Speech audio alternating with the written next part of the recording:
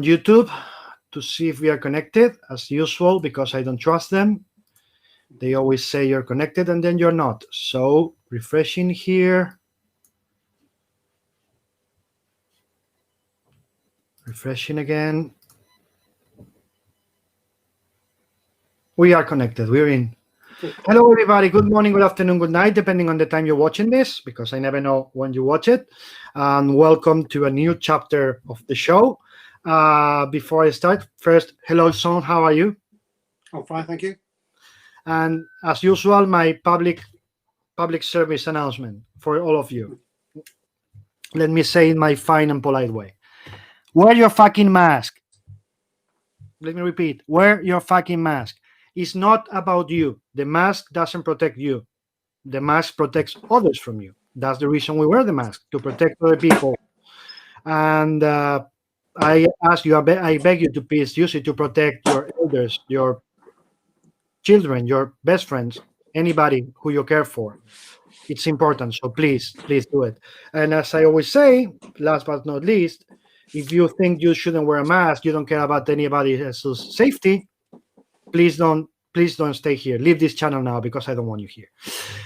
With that said, hello, Son. Again, how are you? How's things in your neck of the woods? How's life treating you?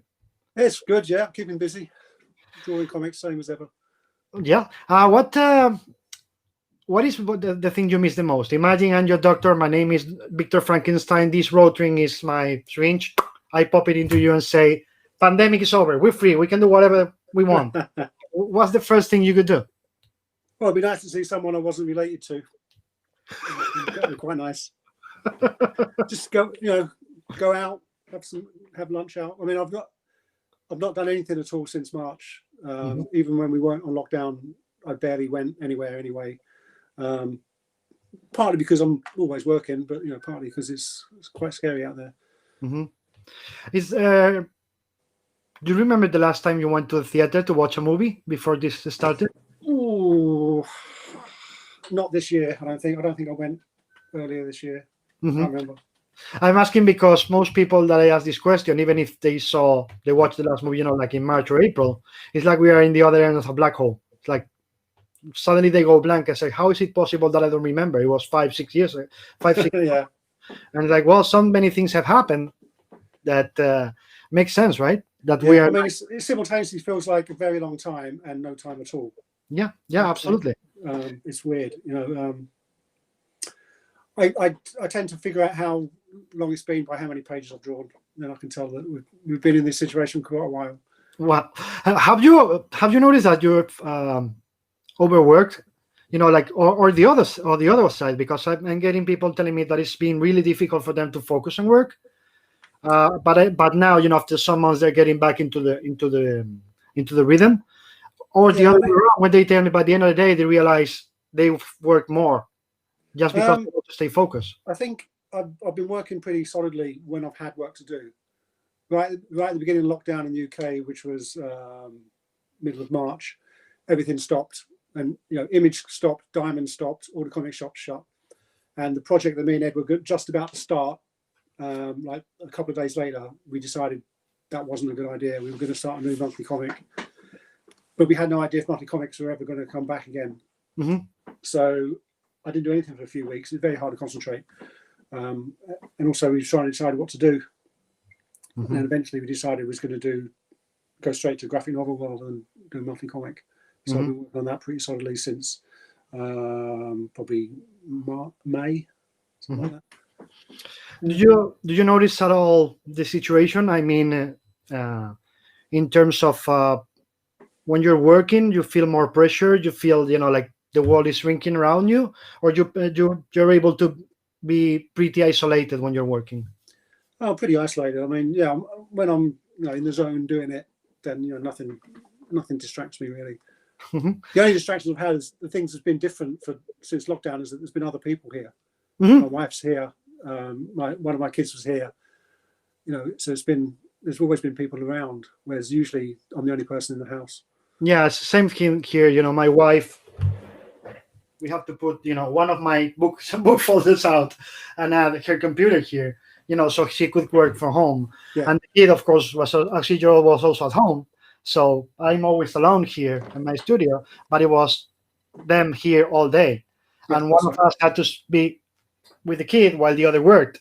So it was a lot of, what's Yeah. your shift? No, but I need to finish this. No, it's your shift. Just go. Like, but I need to finish this. So Yeah. it was pretty hectic.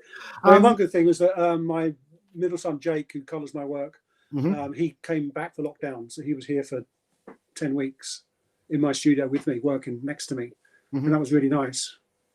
It was weird because I've never shared a studio before, Mhm.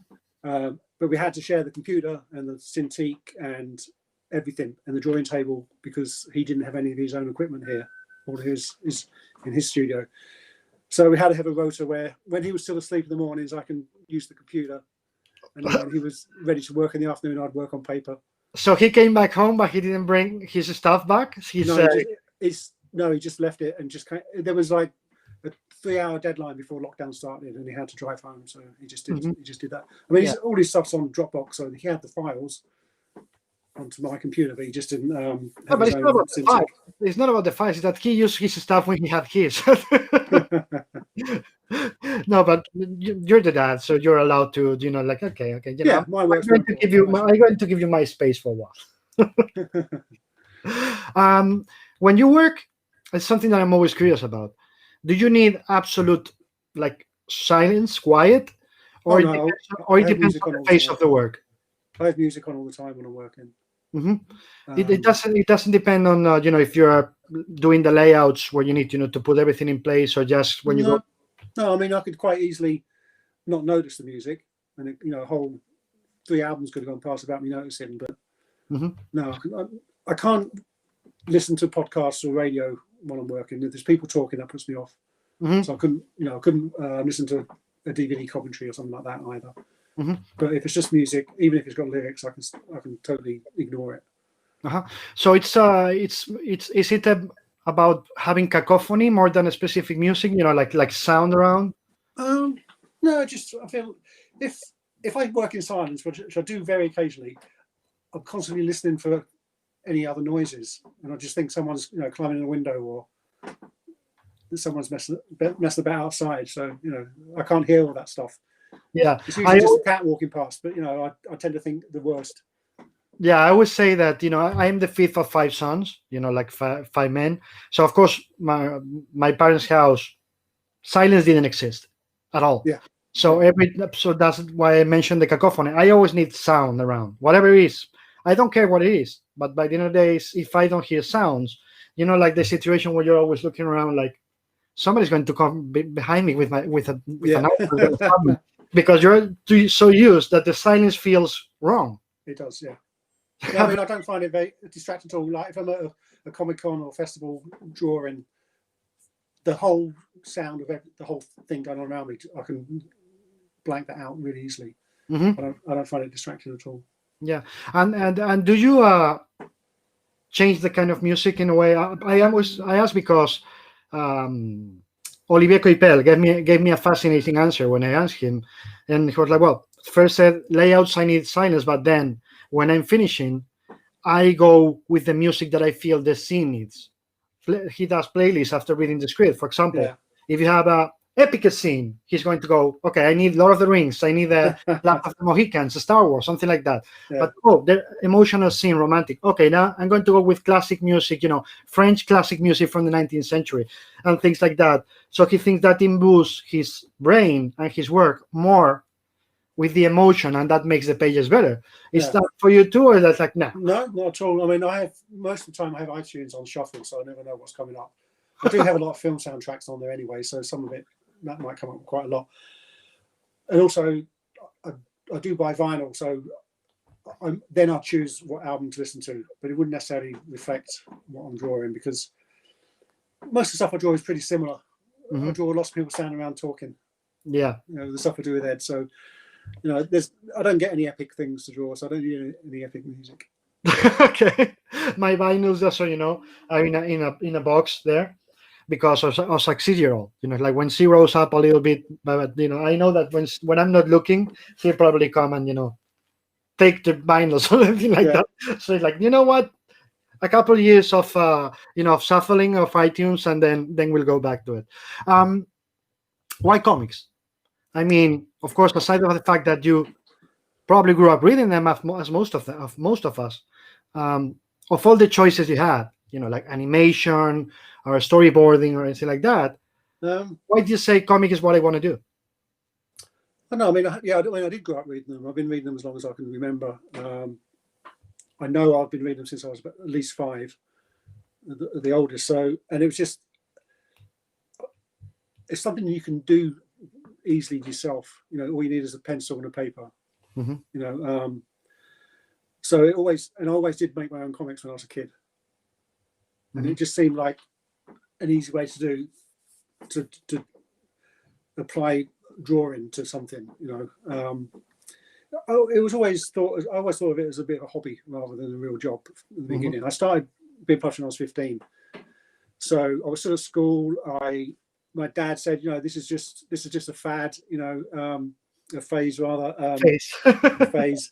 You need a proper, if you want to do art, it's got to be a proper art job. So I went to college and got a degree in graphic design, thinking I'll be a designer instead.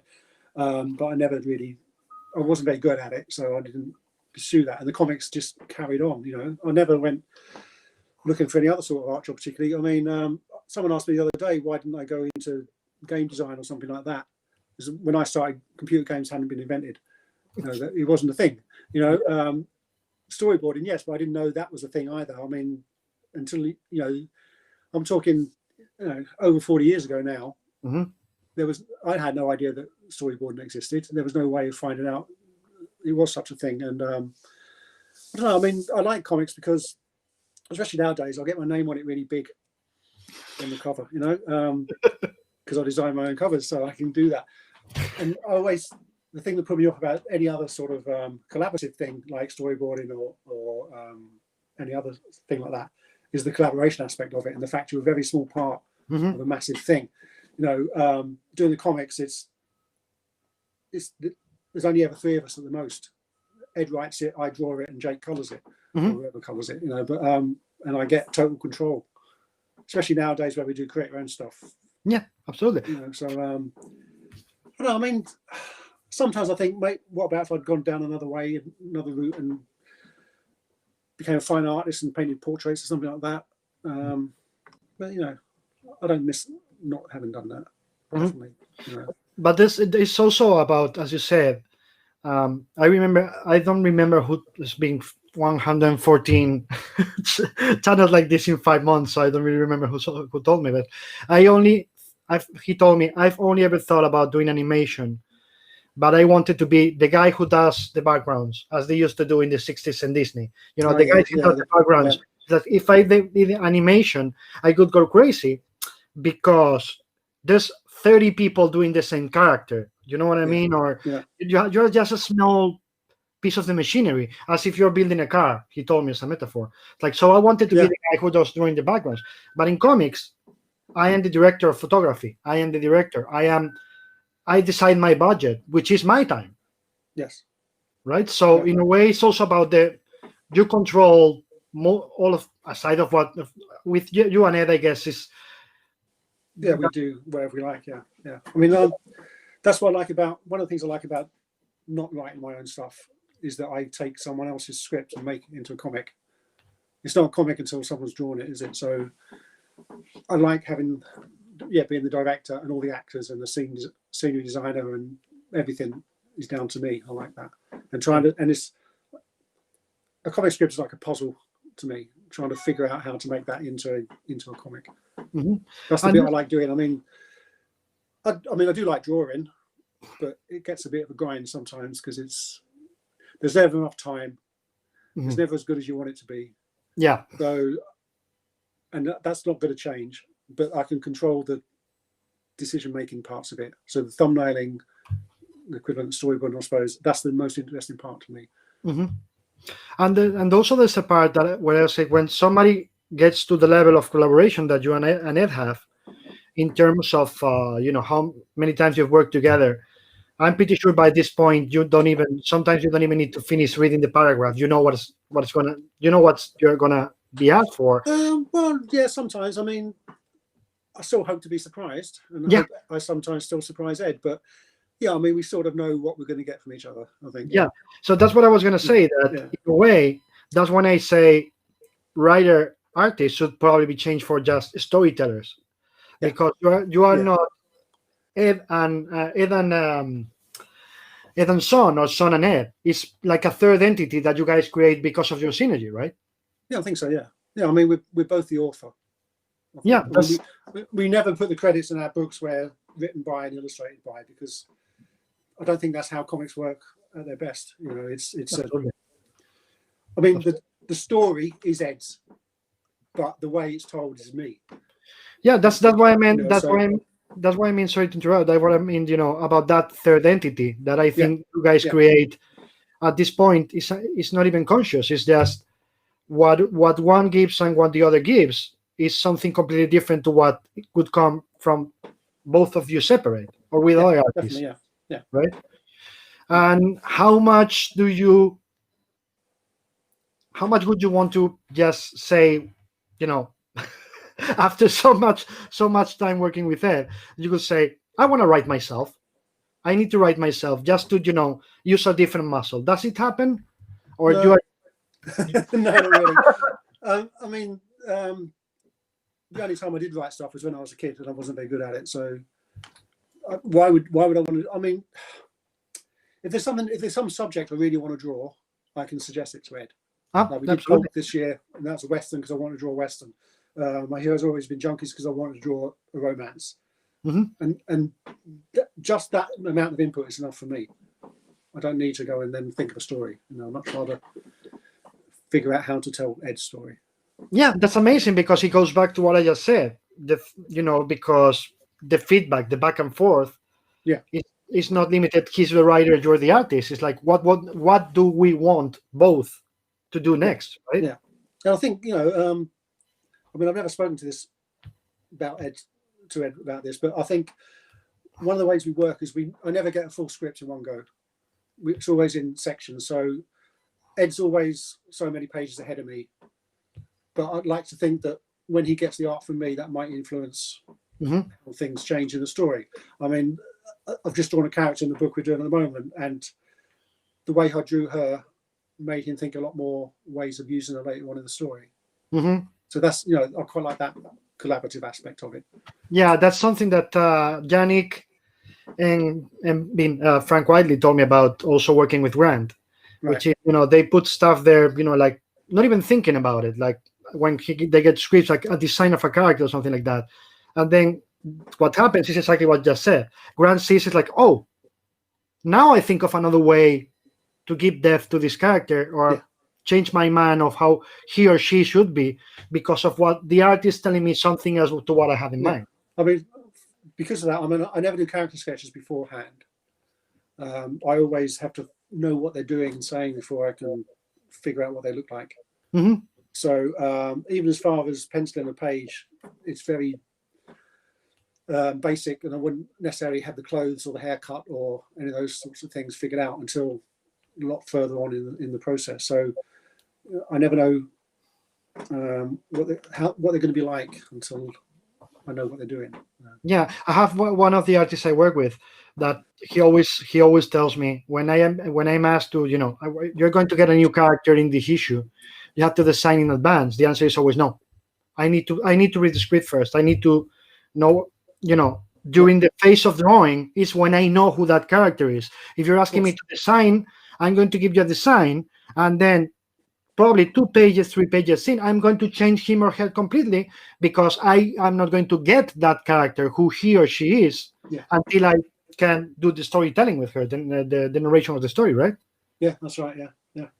Okay.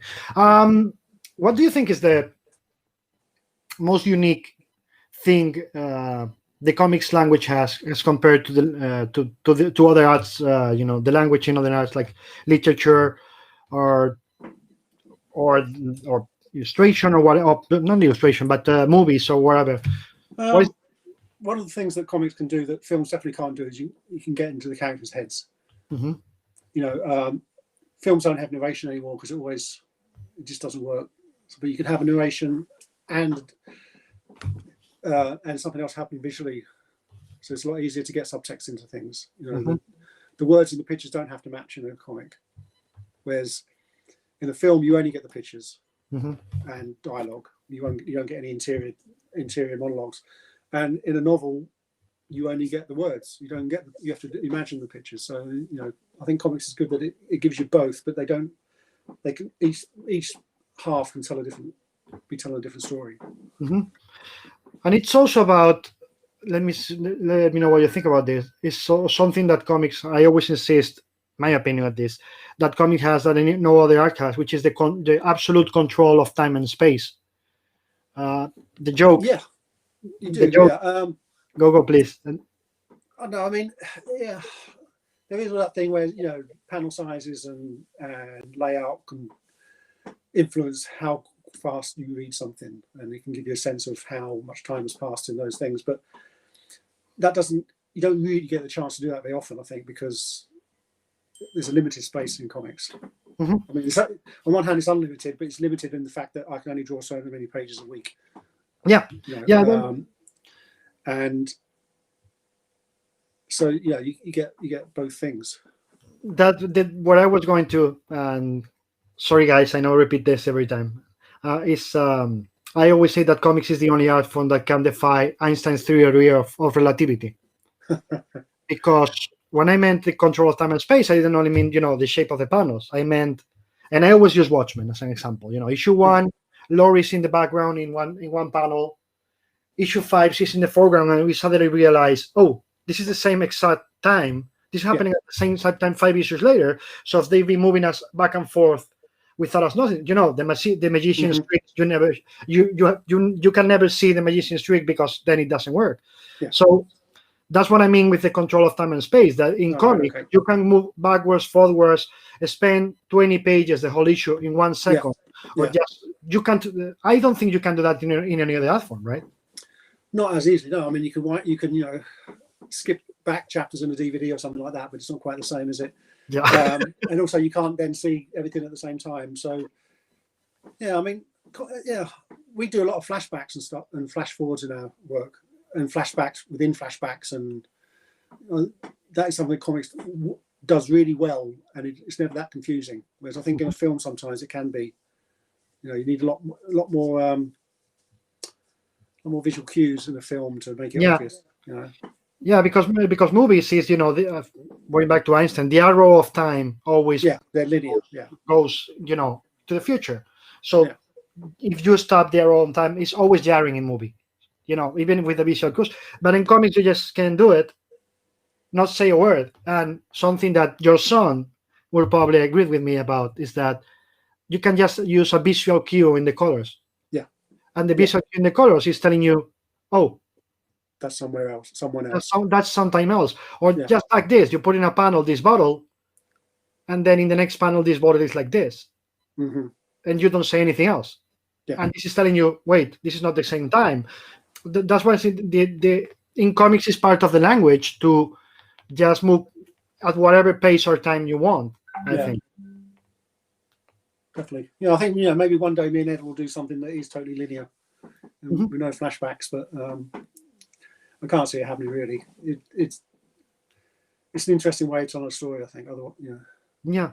What do you think is the most important aspect of when you are thinking about designing a page instinctively? I mean, not consciously. You go first for the formal aspect of the page. The page turn is important, blah blah blah, or you go for the emotional parts instinctively. What that draws you to the page? It's always the formal aspect, I think, mostly for me. I mean, the way Ed writes the scripts, it's all by panel per page, so the page turns don't affect me. And also, we've got like a 3-tier grid and all of that stuff. That takes care of one aspect of thinking about how to lay out that page. But the first thing I always do, I can show you here. This is my sketchbook for the second Reckless book, which I'm drawing at the moment. The first thing I always do on a page is put in the speech balloons. So I know that people are going to speak in the right order and it's going to be easy to follow. My job is to make it easy to read. not difficult. So that's the first thing I do before I think about what actually the drawings are going to be. That's something that second time you hear these guys this week. Chip Zdarsky on Monday was saying the same. He always has the artist he works with. When he does it as an artist, but when he writes for others, he always says to the artist, "Please, when you do the layouts, put the word balloons in place. Find your space, find where everything is going to go." Because for me as a writer, it's much easier to know if I'm going to have to change things or to adapt to your art if I see where the word balloons are going, or change my mind in terms of, oh, this reads better if I change the character's position. So he always asks the artist to put the word balloons on the pages. Well, I always do. I mean, I draw them by hand on the artwork anyway.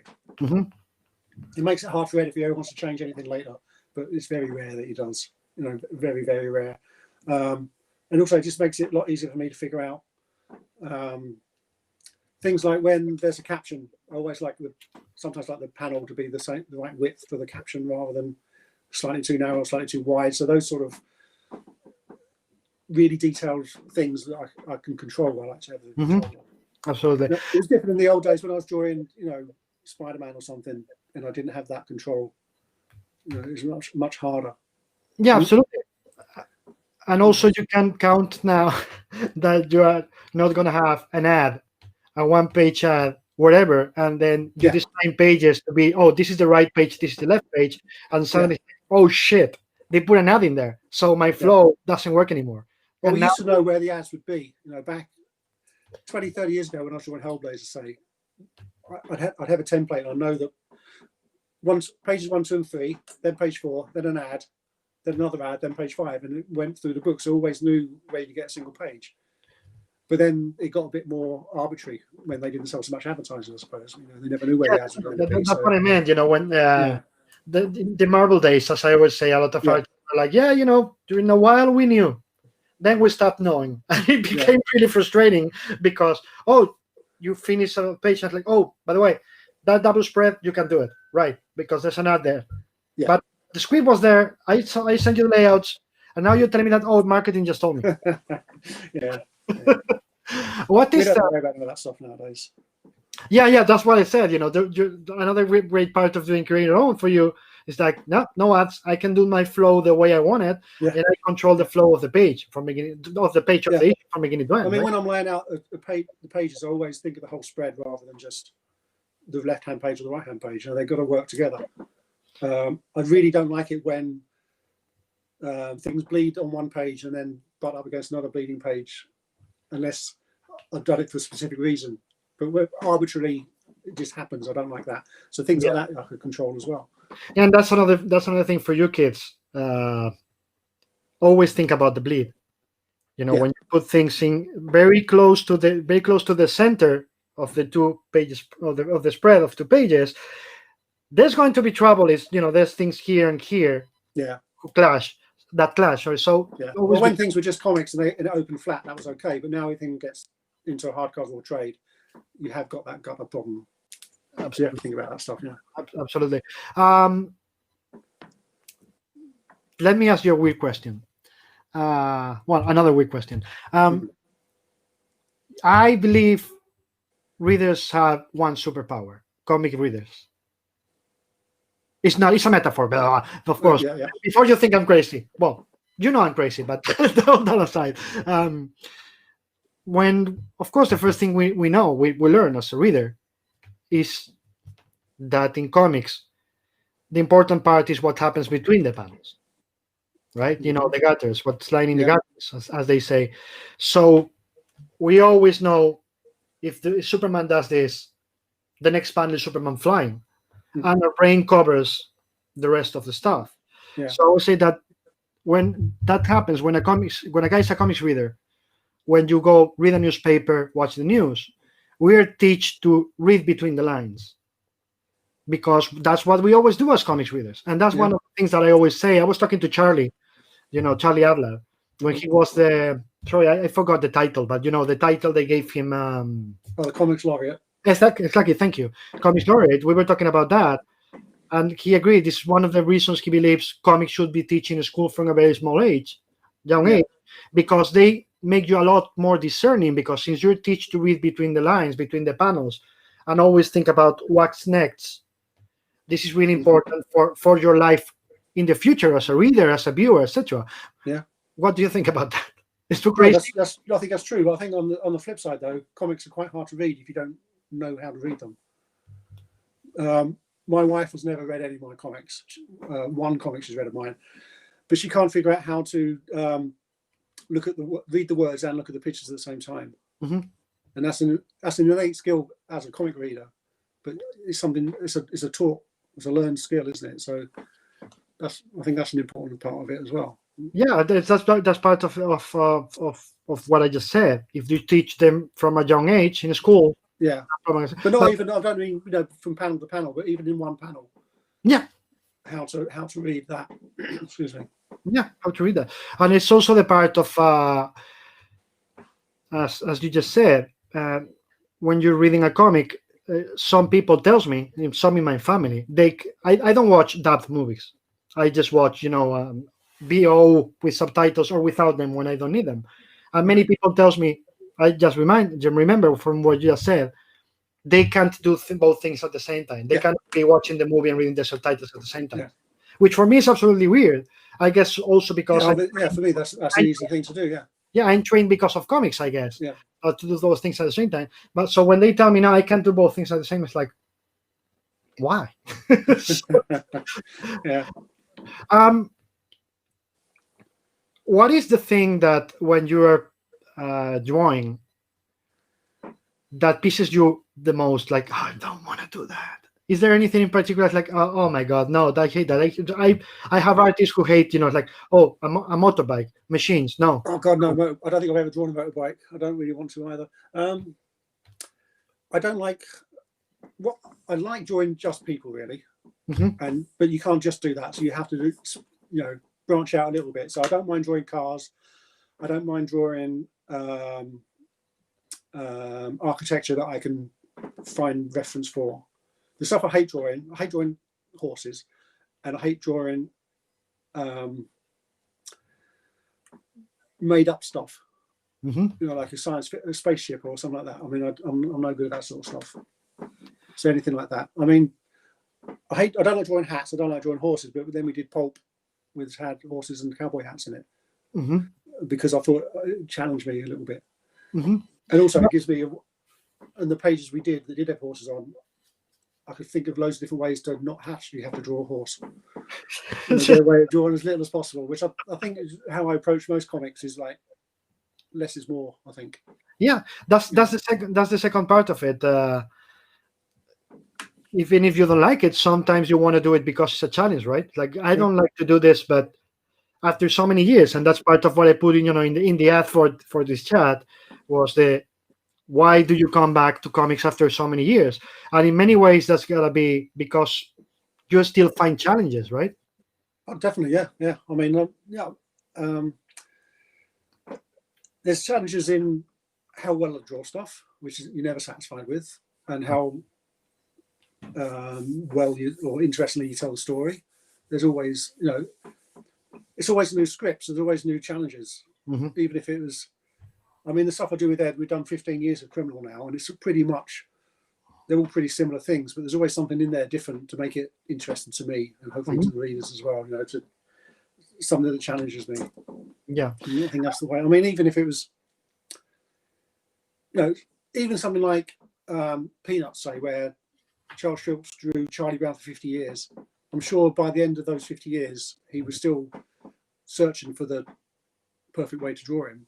Yeah. There was still, even in that very confined stylistic prison he put himself in, I think there was still so much room to continue to find different ways to do things.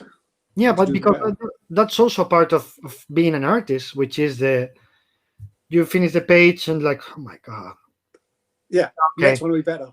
Yeah, it's like oh my God, for next time I'll get it right. Yeah. So that's also part of as you said with Charles Schultz. I'm pretty sure he was all the time thinking, how can I do that side view of Charlie Brown better? How can I define the line a bit more? Yeah. How can this joke, work better? Like or with Bill Watterson and Calvin and Hobbes, same thing. Yeah. Bam, bam, bam. It's more or less the same thing, but you need to keep challenging yourself, and that's part of never being satisfied as an artist with your work, right? That keeps. I'm never satisfied with it. No. Occasionally, I might do something. I think, God, that looks like someone else did that. In my head, it's always great, but on paper, it's always a disappointment. Yeah, of course, but that's again, as I said, that's part of being an artist. You've been doing this for so long. But I can look back at old work and think, actually, that was pretty good. What was I beating myself up for? It's only because comics are so labor intensive, and you spend so much time doing them, and you concentrate on one face at a time or one panel at a time. It's really difficult to see the bigger picture. Absolutely. Absolutely. I can't get hung up on how badly I drew someone's leg because it's not important, really. Absolutely. By the end of the day, as Carlos Pacheco, I had a conversation with him years ago. It's like, first, the important thing in a page is the average. It's not that panel. It's the page on itself. And second, he always says to young guys, page delivered, page forgotten. You cannot be dwelling on that leg. You just have to go because you need to deliver a fucking book. Yeah. I mean, it used to be better before things started getting collected. It was okay because I draw a comic and then the next one it gets replaced by another one, hopefully better than the one I drew before. But now everything gets collected and stays in print forever.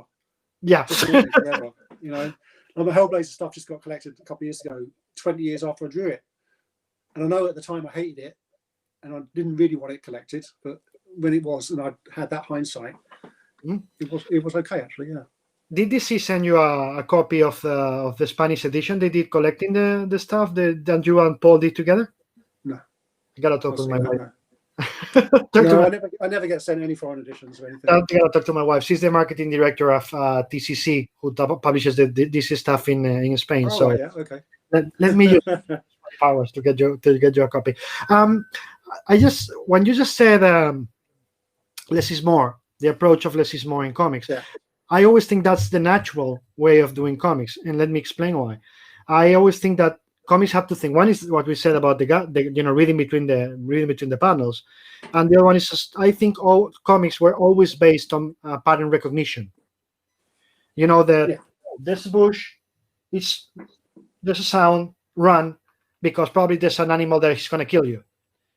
Since we were in the caves, when storytelling started, as I say always, with Altamira or Lascaux and the guys, painting on the walls. So I think that many times the excess of detail makes the storytelling in comics doesn't work so well. Mm-hmm.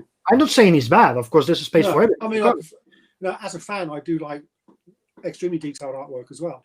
But I tend to gravitate to the more simple stuff. Yeah. So that's what the detail. I think my stuff is quite detailed in the way that I put in everything that the story needs. The car looks like a particular car. The characters are wearing the right clothes. You can tell all those things are important to the story I put in, but I don't go and noodle it with loads of lines all over it. Because that just slows you down as a reader, I think. Yeah, that's what I meant. That by the end of the day, you put enough detail, but even if as I said before, as creators, you are the manipulators, of time and space, blah blah blah.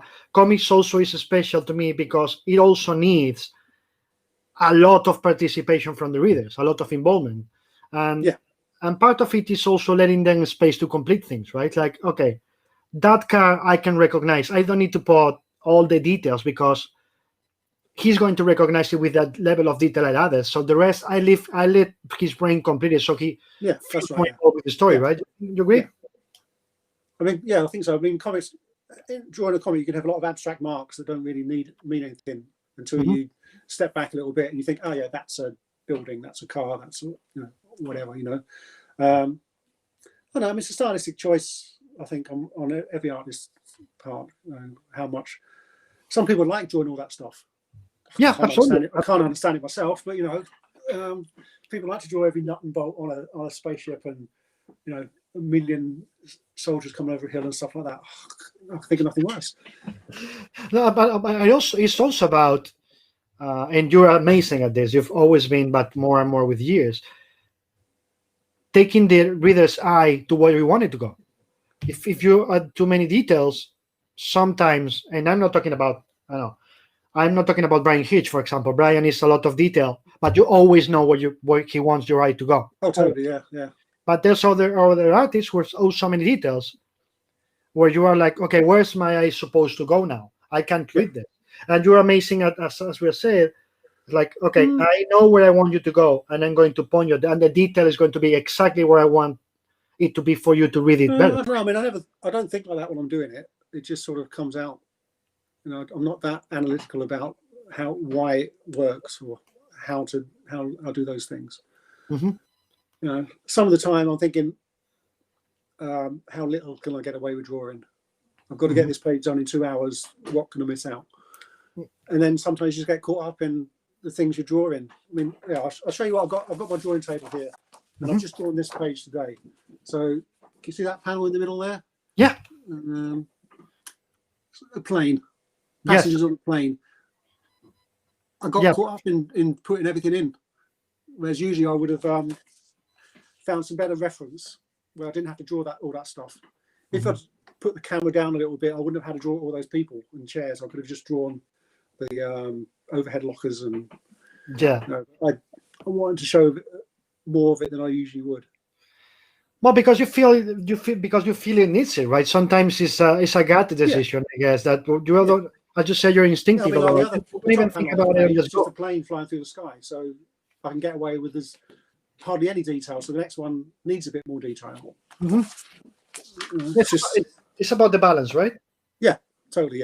Yeah. And a lot of that I only really figure out while I'm doing it. There's a lot of stuff that gets penciled that doesn't get inked. Because once I see once I'm actually on the page doing the final links, I find lots of stuff I don't need to put in. Oh.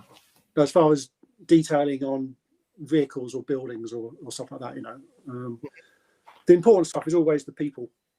Yes. You know, if you get that bit right, if you get them acting properly.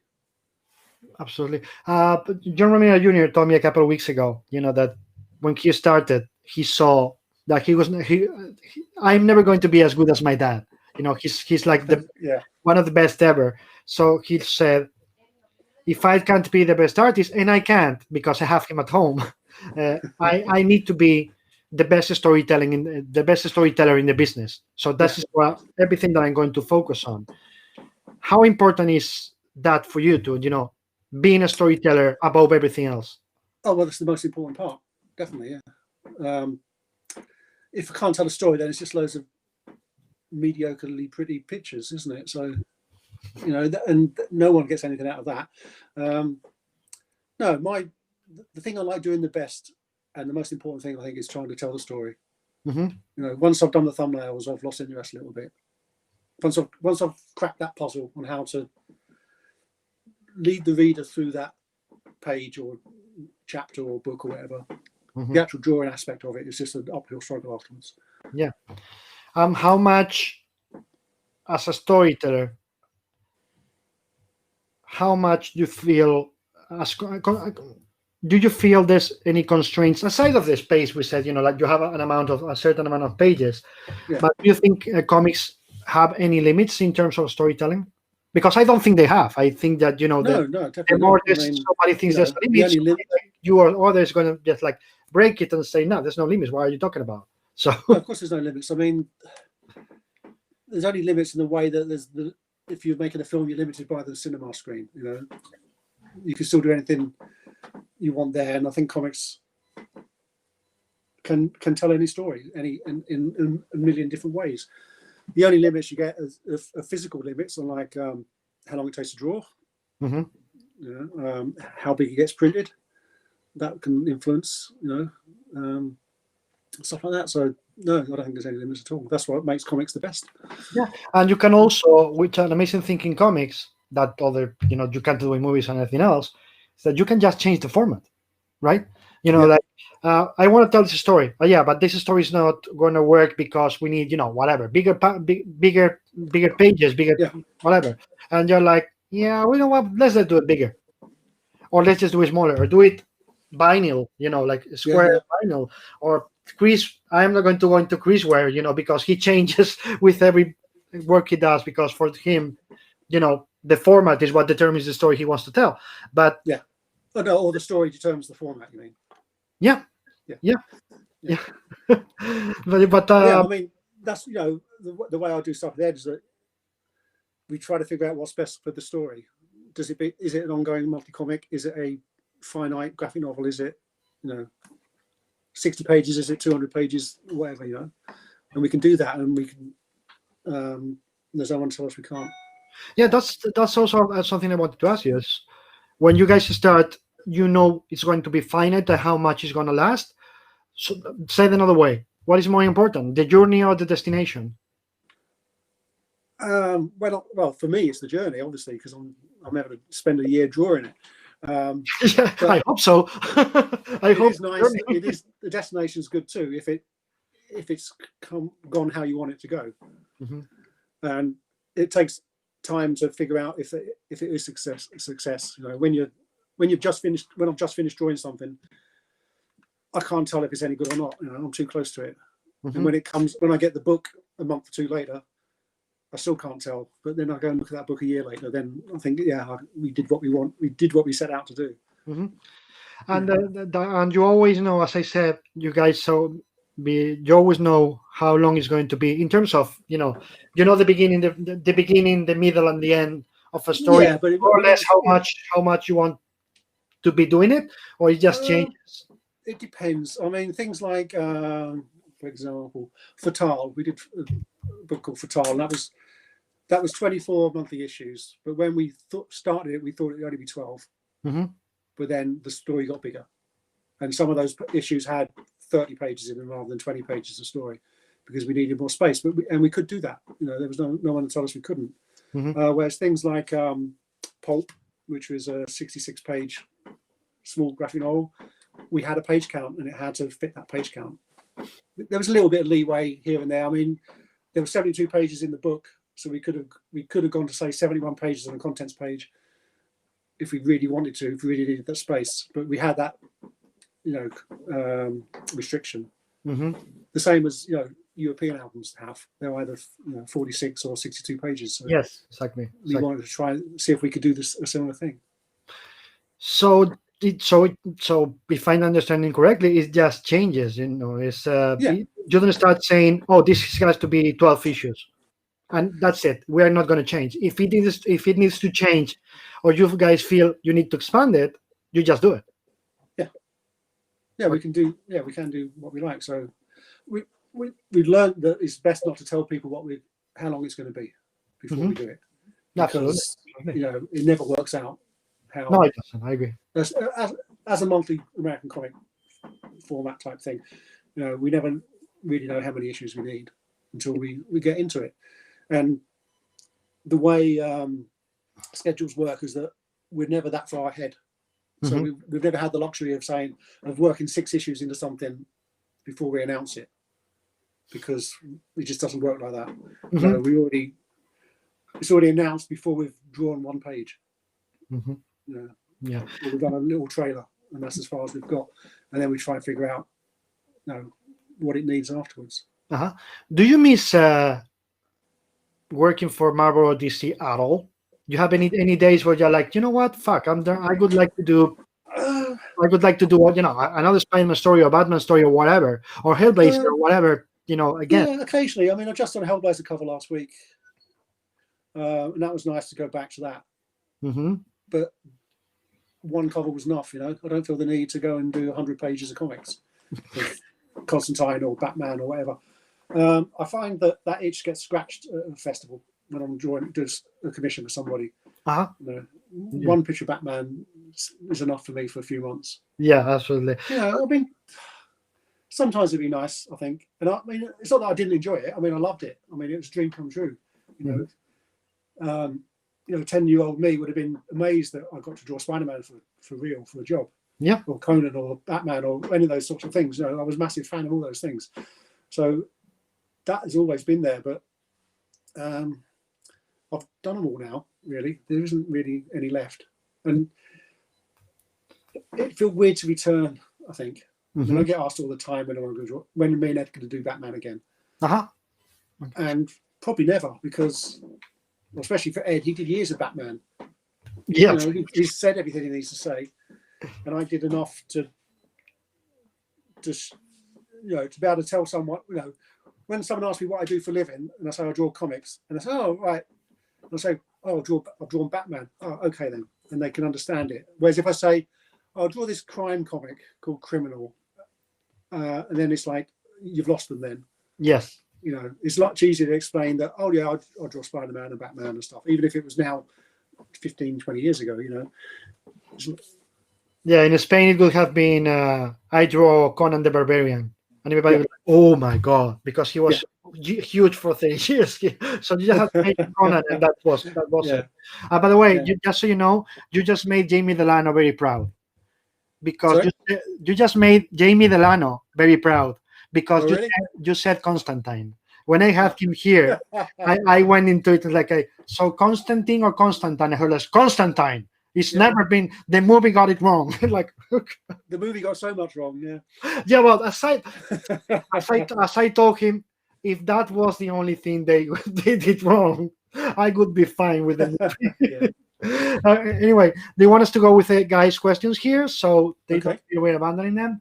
Okay, Luis P. Videos, hello. Felipe Burrell, hola everyone. Pedro de Mercader, hello, Mr. Phillips, such an honor. Big fan of your work. What made you return to Criminal many years after? We just had an idea for a new story. You know, back when we started doing Criminal, we thought that would be all we did. That would be the series that we could use to get everything in that we wanted to do, story-wise or drawing-wise. A bit like, you know, Mike with Hellboy. You know, he likes drawing monsters, so he created something where he can just do everything he likes in one thing. And then Ed started having other ideas that didn't fit Criminal, so we went off and did other things for a little while, and then we came back to Criminal because he had a Criminal idea. And that's just, and we can the deal we had with Image is that we can do that whenever we want. You know, we can decide, you know, a month before it goes to printers what we're going to do. So if we feel this is the right time to do another Criminal story, or this is the right time to do Reckless, of what we're doing at the moment, you know, we can just do that. So you didn't feel, when you finished Criminal, you didn't feel that's it, we're done, never again? Oh no, because we haven't finished it. We still haven't finished it. Okay. I mean, you know, I don't know how much longer I've got left drawing comics, but you know, it'd be nice to get another 10 volumes out, definitely. But it's just finding the time. I can only draw one thing at a time. Yeah, I'm asking because it's funny. Also with Charlie, we were talking about Walking Dead. Yeah. And he was telling me, now people think we decided to finish the book, you know, like 3 months before. It was decided, it was decided 3, 4, 5 years before. It was. And then we just didn't announce it because we didn't want anybody to know when it was ending, but we knew it. We knew that the moment that issue happened, we would never go back. Yeah. And then he was telling me, you know, last week, Robert convinced me to do the Negan thing, that, you know, because of the stores and all that. But it's like, this is a one-time thing. We know it's done. That's why I was asking if you guys think, no, when Criminal is going to end, when is the story? No, because we're not planning on ending it. You know, when one of us dies, I suppose. I mean, even though the last book we did, called Summer, seemed to tie up a lot of loose ends in the story, because it was the death of Teague Lawless and how but we knew he was dead in Criminal #1 15 years ago. So, you know, it wasn't like we was, you know, spoiling anything. Yeah, absolutely.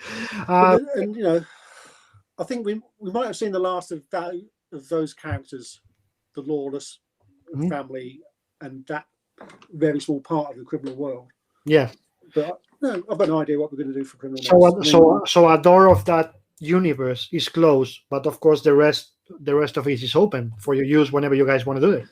Yeah, well, no, I don't want to say even that part is closed necessarily. I mean, we might come up with something else to do those. I mean, because the Criminal stories are all self-contained and we go back and forth in time, we can just slot in a new story when Teague was a young man, you know, or any of the characters really. So, but at the moment, I just wait for Ed to say we're going to do a Criminal story next. Absolutely.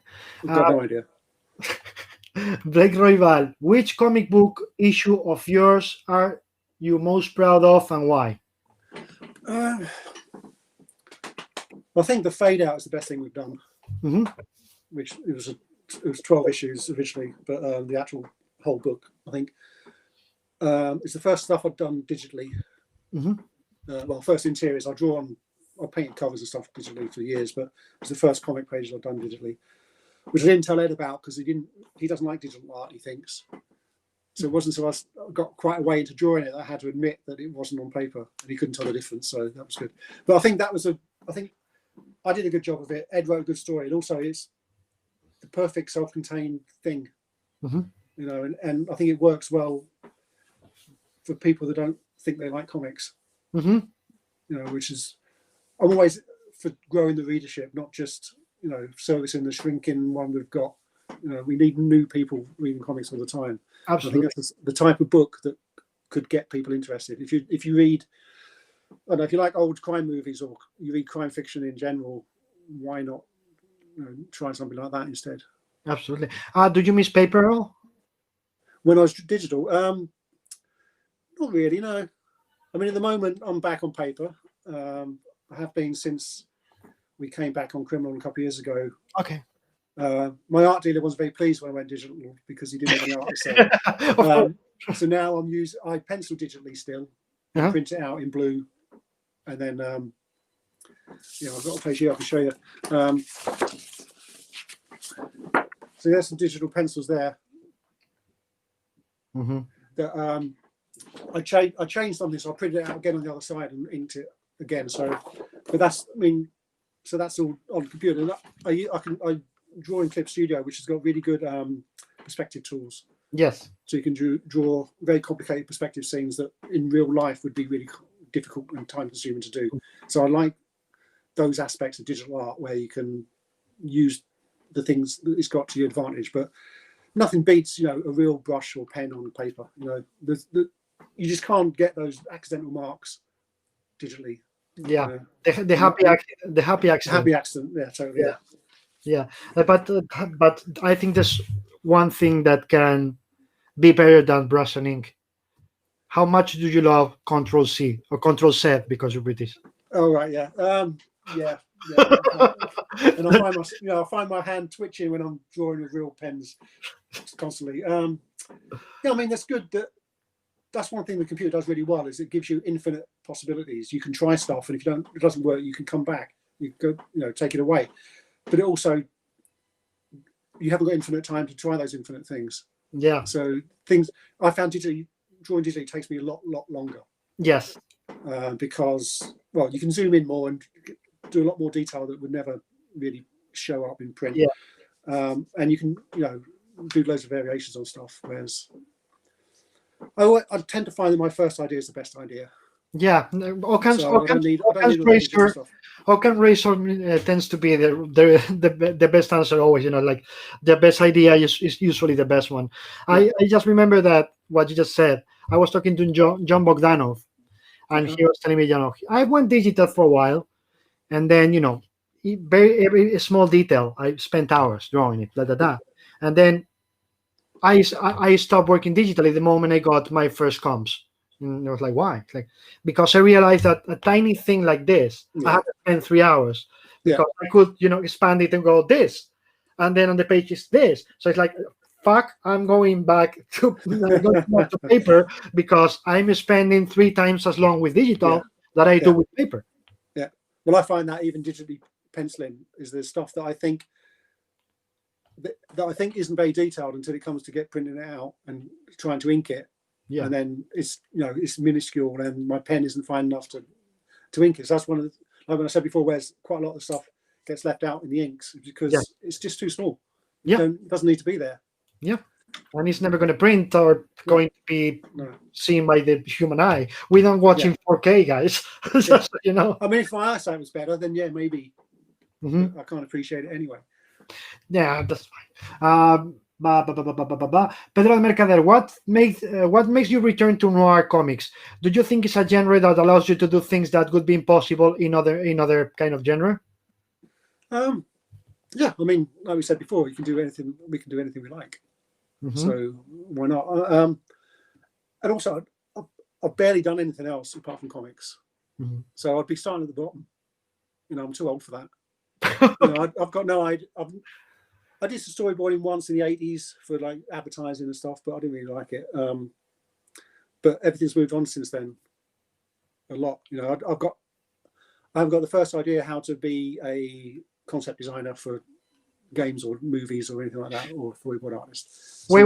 I don't know if you understood the question correctly. He said, what made you return to noir comics?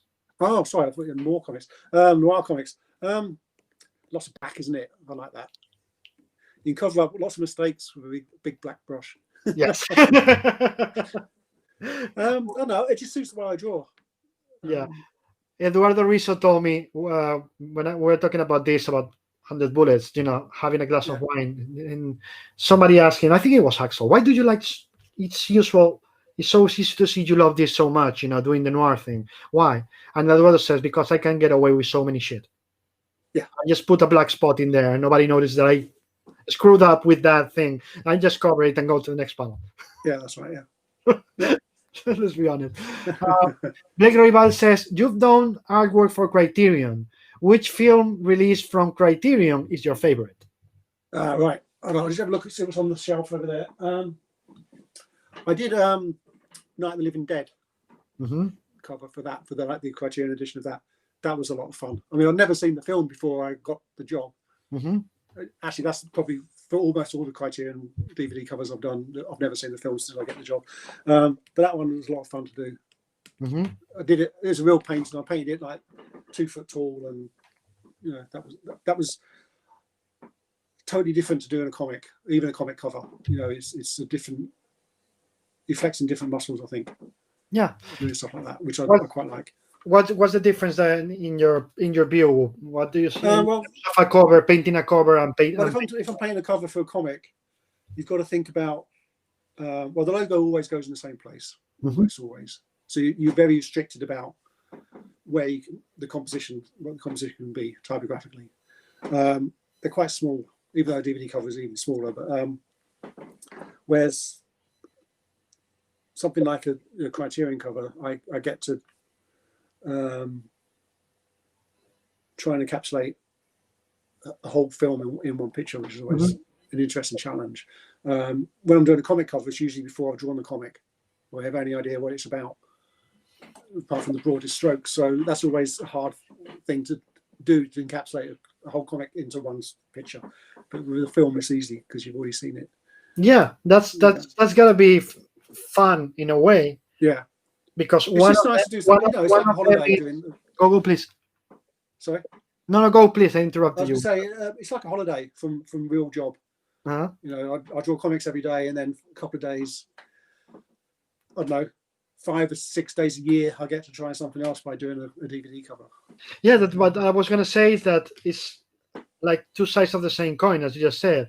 With the movie, I've already watched it. I know what I have to summarize there. Yeah. But with the comics, I haven't read the script, so I have to make it up, and then based on a few, guidelines, and then make it work. So it's like, as you said, it's two completely different muscles, right? Yeah. And also working for Criterion, especially, there's an art director who directs me.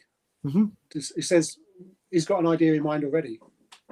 He's open to my ideas, obviously, but he can see it differently than I would see it, and push me in a direction where I don't have anyone doing that when I'm doing comics. Ed might tell me what he wants on the cover, like, oh, it's going to be so and so doing this, but then everything else is left up to me. Yes. And sometimes he doesn't even give me that much. So it's quite nice to have someone steering me a little bit occasionally. I wouldn't want it all the time. In my comic pages,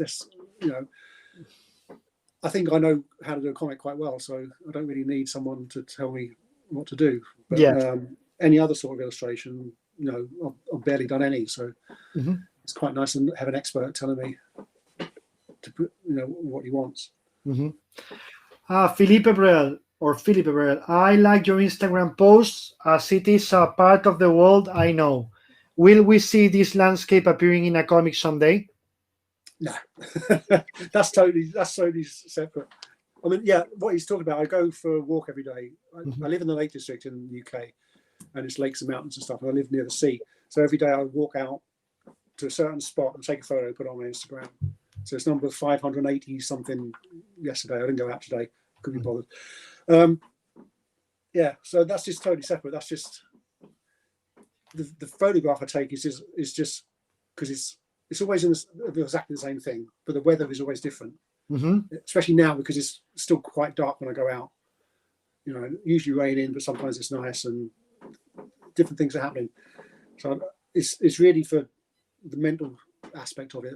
I do it. Mm-hmm.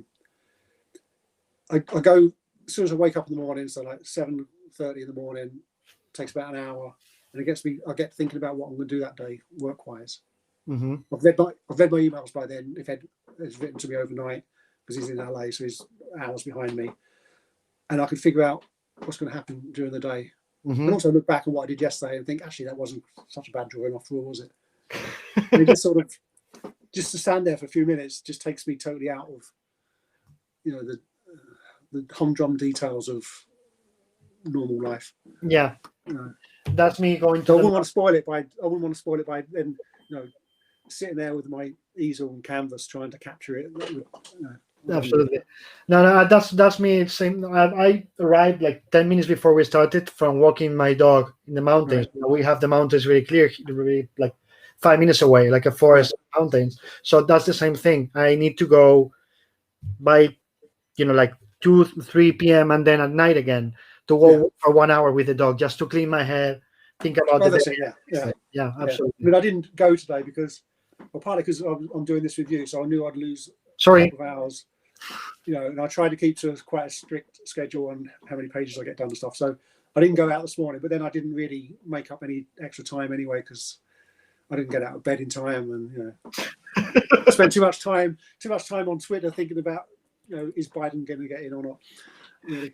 No, you are not the only one. As I was telling you, somebody it's very distracting. Yeah, I was telling somebody before. I've been the last 3 days with CNN in my computer or in my iPad or in my phone at all times. And I was jumping right before I walked the dog. I was, having lunch, and suddenly CNN, key alert. He's finally up in Pennsylvania. Like a fuck.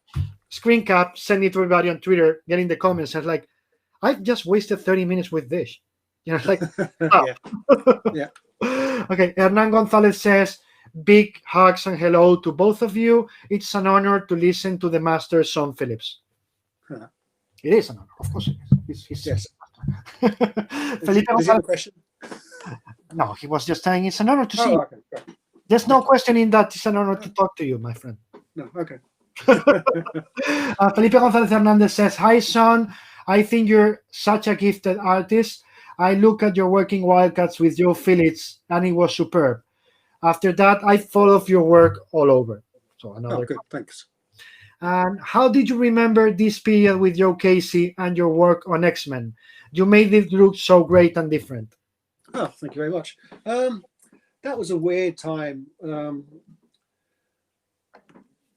because I wasn't, even though I drew 12 issues of X-Men over a year-ish.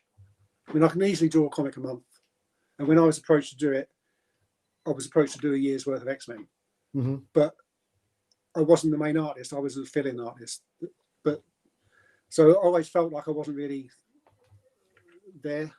Mm-hmm. I mean, it was nice to work with Joe again because we'd done Wildcats together, and that was good. And he was trying something different with X-Men. But I always felt like it wasn't really. I had no personal connection to it at all. I didn't really grow up reading X-Men comics. I hadn't. Well, I read it when John Byrne drew it 40 years ago, but I haven't really read it since. So it was all new to me. Did the situation make you feel like the extra wheel in a way? A little bit, yeah.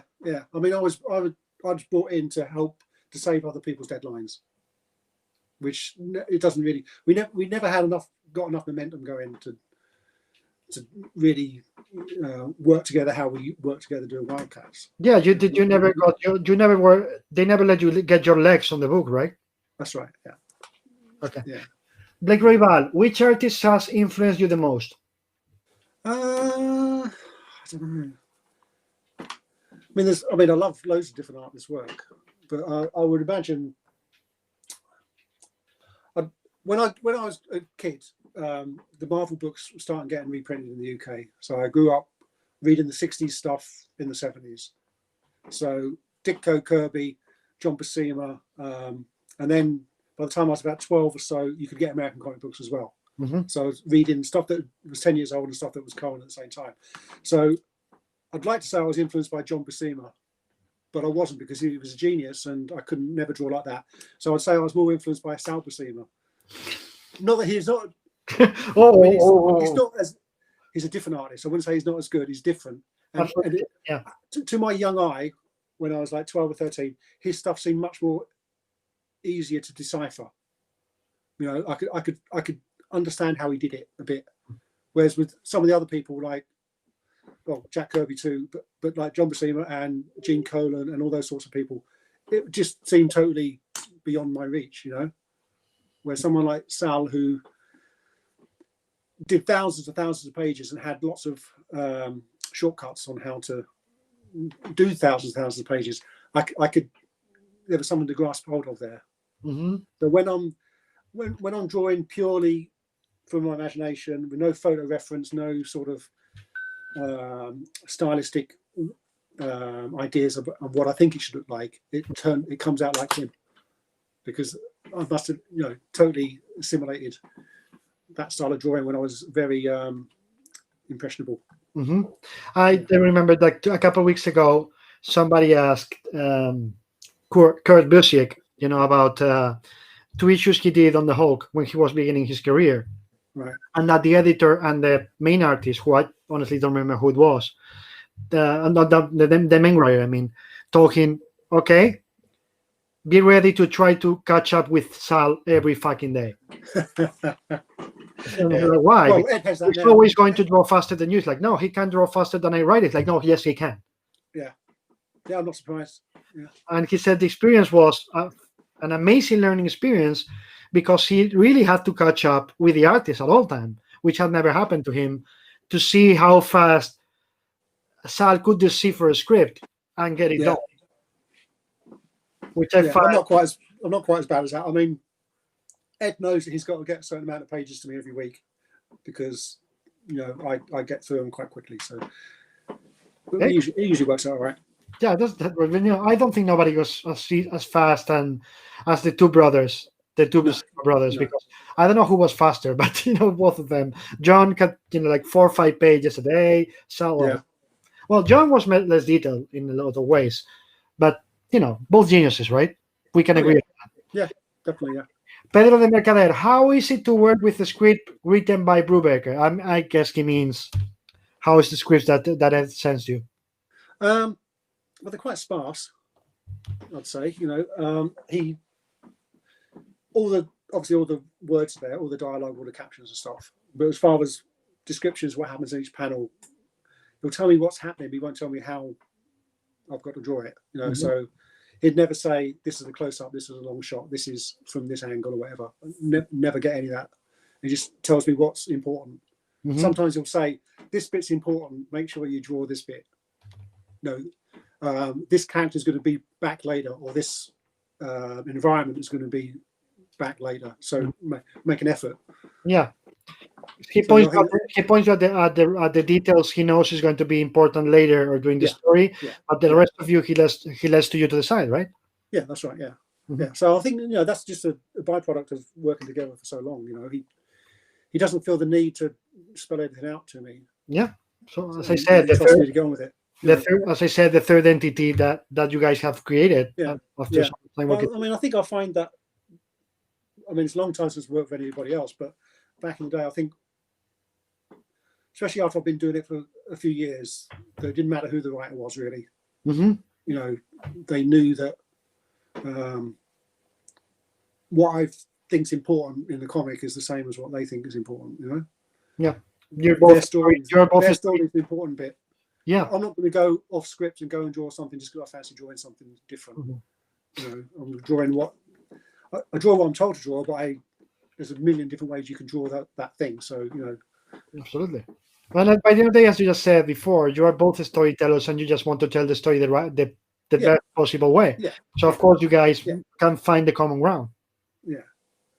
I mean, when I'm not sure if this is true or not, but when I took over Wildcats from Travis Sherez, the issue before me apparently it had to be rewritten because he got really into drawing tanks and just threw out the last half of the script. Is this true then? All right, okay. Then and then the writer had to come back and it's not the only story about Travis and that kind of. Right, okay. Then. He But, just that would never even cross my mind to do that. Yeah, but that's the thing. That's the thing. He didn't. I'm trying to be okay.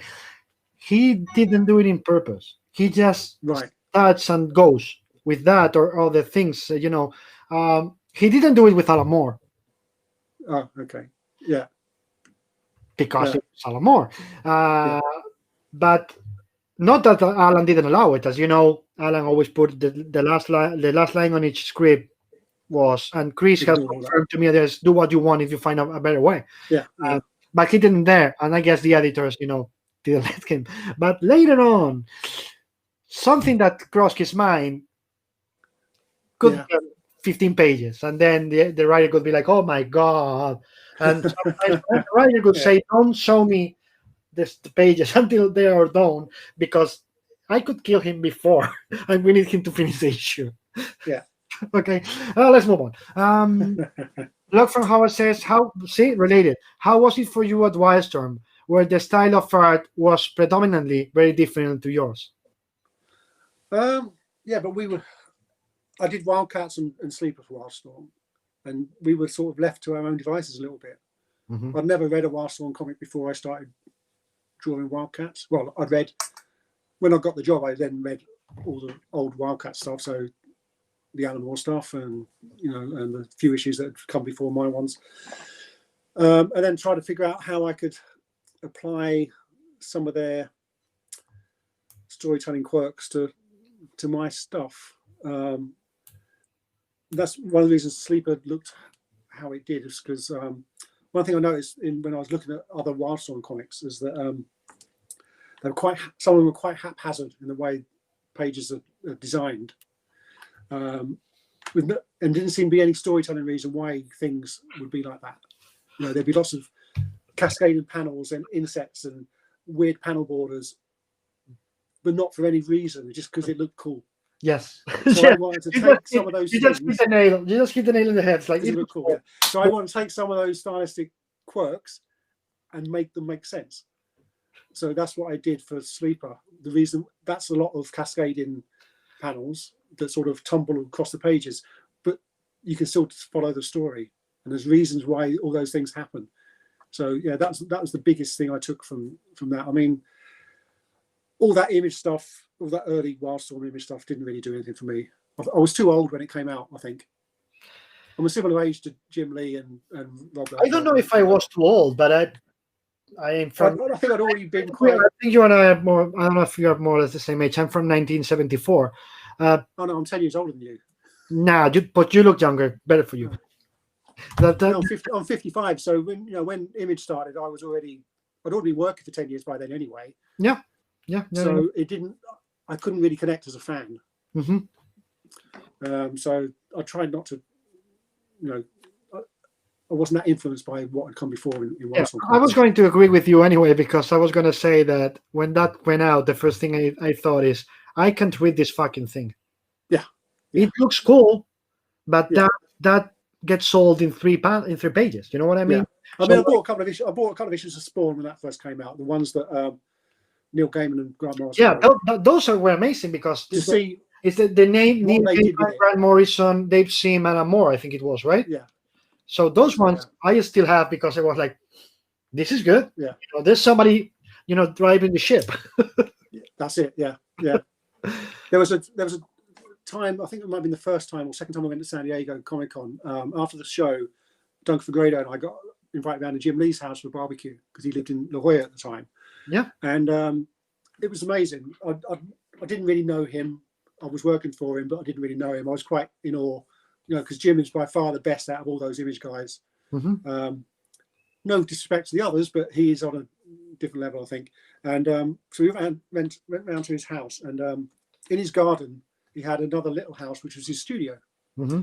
And we went in there, and there was some other image artists there too, and having beers and stuff. And yeah, the biggest TV I'd ever seen. This is 20 years ago, almost 15, 20 years ago. And an original Darth Vader outfit, but also, and a pool table in his studio. And on this pool table, he had loads of artwork, original artwork out. And it was from his collection of like other image people, but George Perez and Art Adams and all those sort of hyper detailed, chaotic looking art. And I mean, it was good stuff, but Duncan and I, neither of us are really into that. Mm-hmm. So he goes, I can see, Jim goes, I can see this isn't really your sort of thing. We're like, no, not really. I mean, it's good, but yeah. Goes, okay, then come and see this. And he gets out an issue of Fantastic Four, Jack Kirby Fantastic Four, the one that's got the creature from the Black Lagoon in it. So like, he's got the whole issue and the cover, original artwork. And he just like spreads it out on his pool table. We're all holding beers, and it's just like thinking, oh God, this is all going to get messed up. It's all in plastic sleeves, but even so. So that was the image stuff. He probably got that from Doombeer. Oh, probably, yeah. Because Doombeer, you know, was original art before that, and he had all that old stuff. So he probably was there too. He was at that party. Yeah. And he didn't kill him because of spreading the art on the pool table with the beers around. Well, that is too much of a nice thing. That's a nice. Yes, that's good. Mm. Let me see. How it was your Pedro Mercado? Sorry, how it was your process for punk? Did your British sensibility contribute to make it so special? So that Western so special, which is also the most American genre. Sorry, can you repeat that? I've missed the beginning. Yeah, it's like, how was it your process for punk? Did your British sensibilities contribute to make that Western so special, which is also special because Western is the most American genre? Oh, right, okay then. Yeah, I mean, I think so. I mean, how that came about, as I said to Ed, I'd quite like to draw a Western. And then he gave me something that really wasn't a Western at all. I mean, some of it was set in the Wild West, but only, I don't know, a quarter of it maybe. Uh-huh. I wanted to do one because I wanted to draw some landscapes.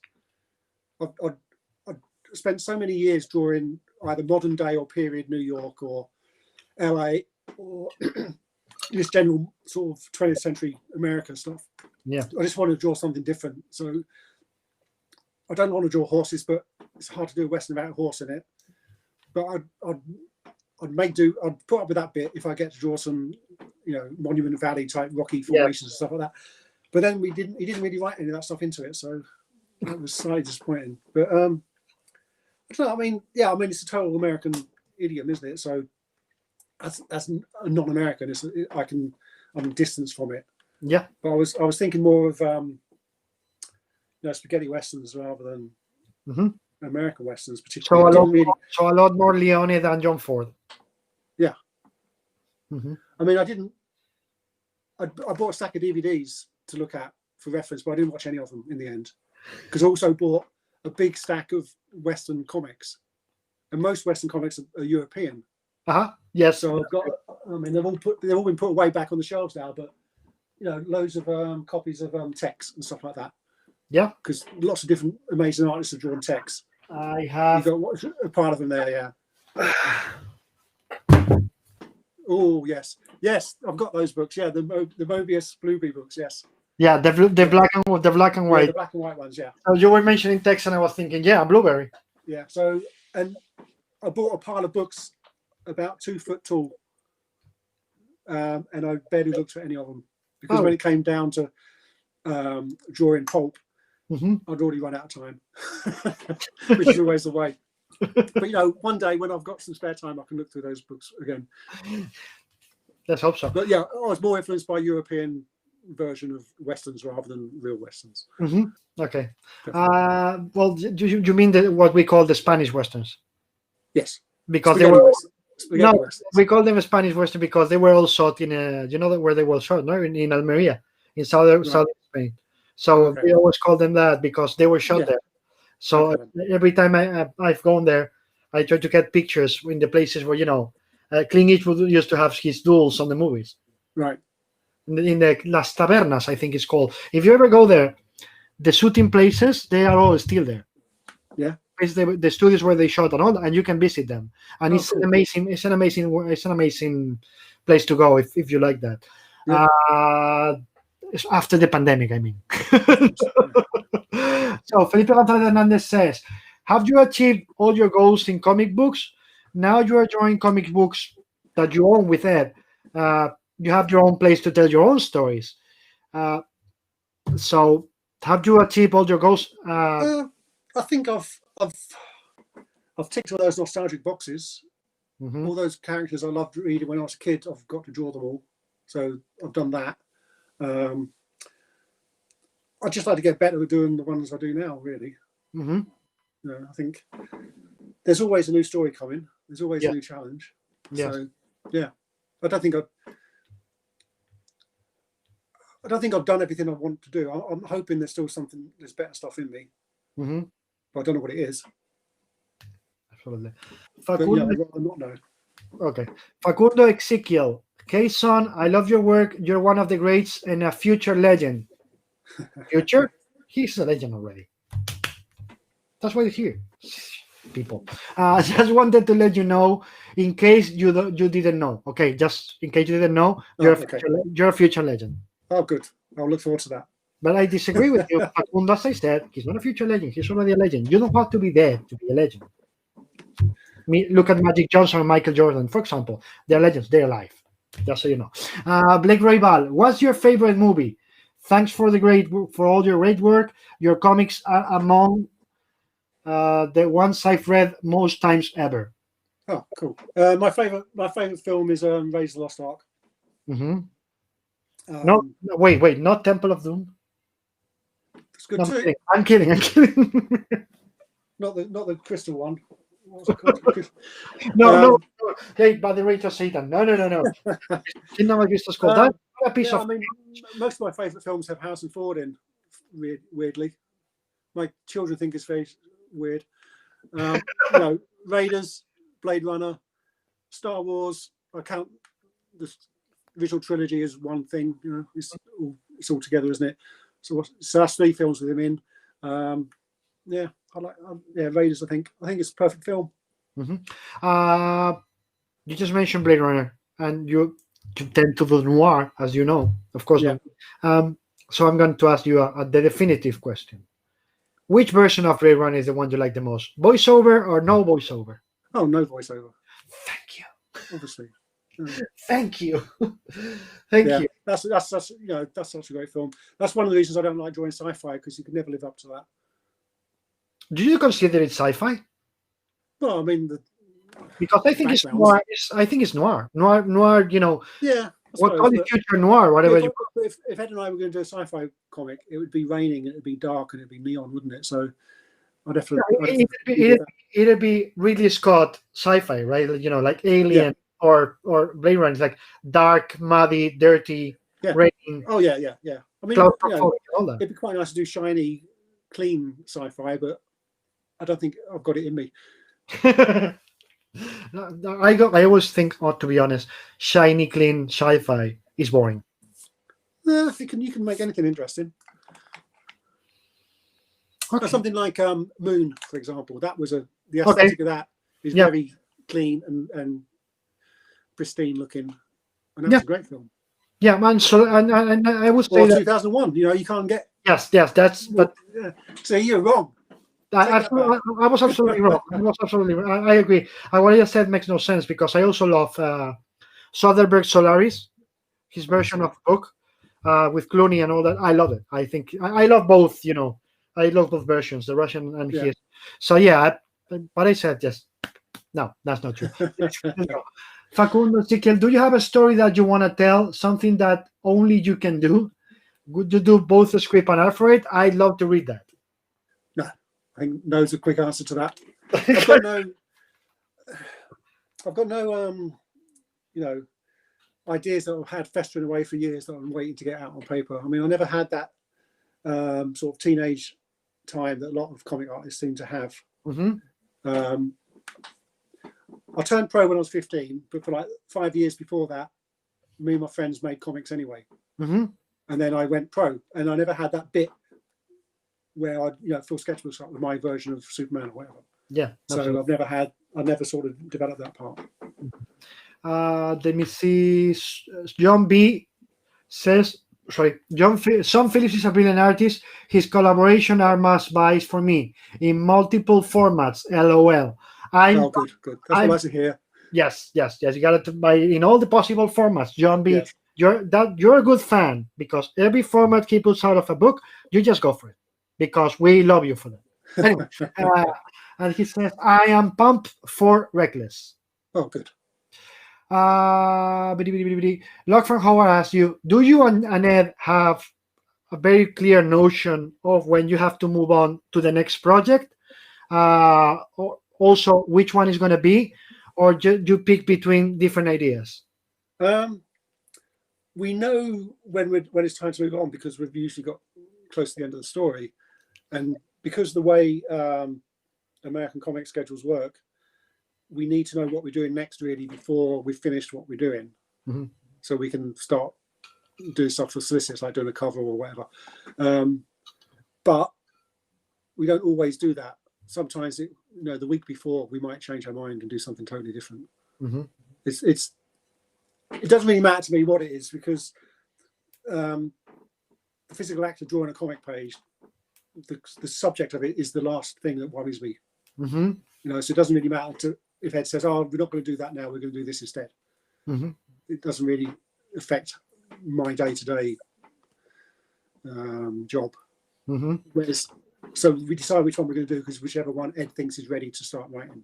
Okay. He's got notebooks full of stuff going back decades that are sort of fermenting in his head, and sometimes they just have to come out, and then he doesn't know until it happens. Yes. But to me, it doesn't really matter. And he adds to the question, and if you guys pick between different projects, do you usually get to convince him of which one to do next?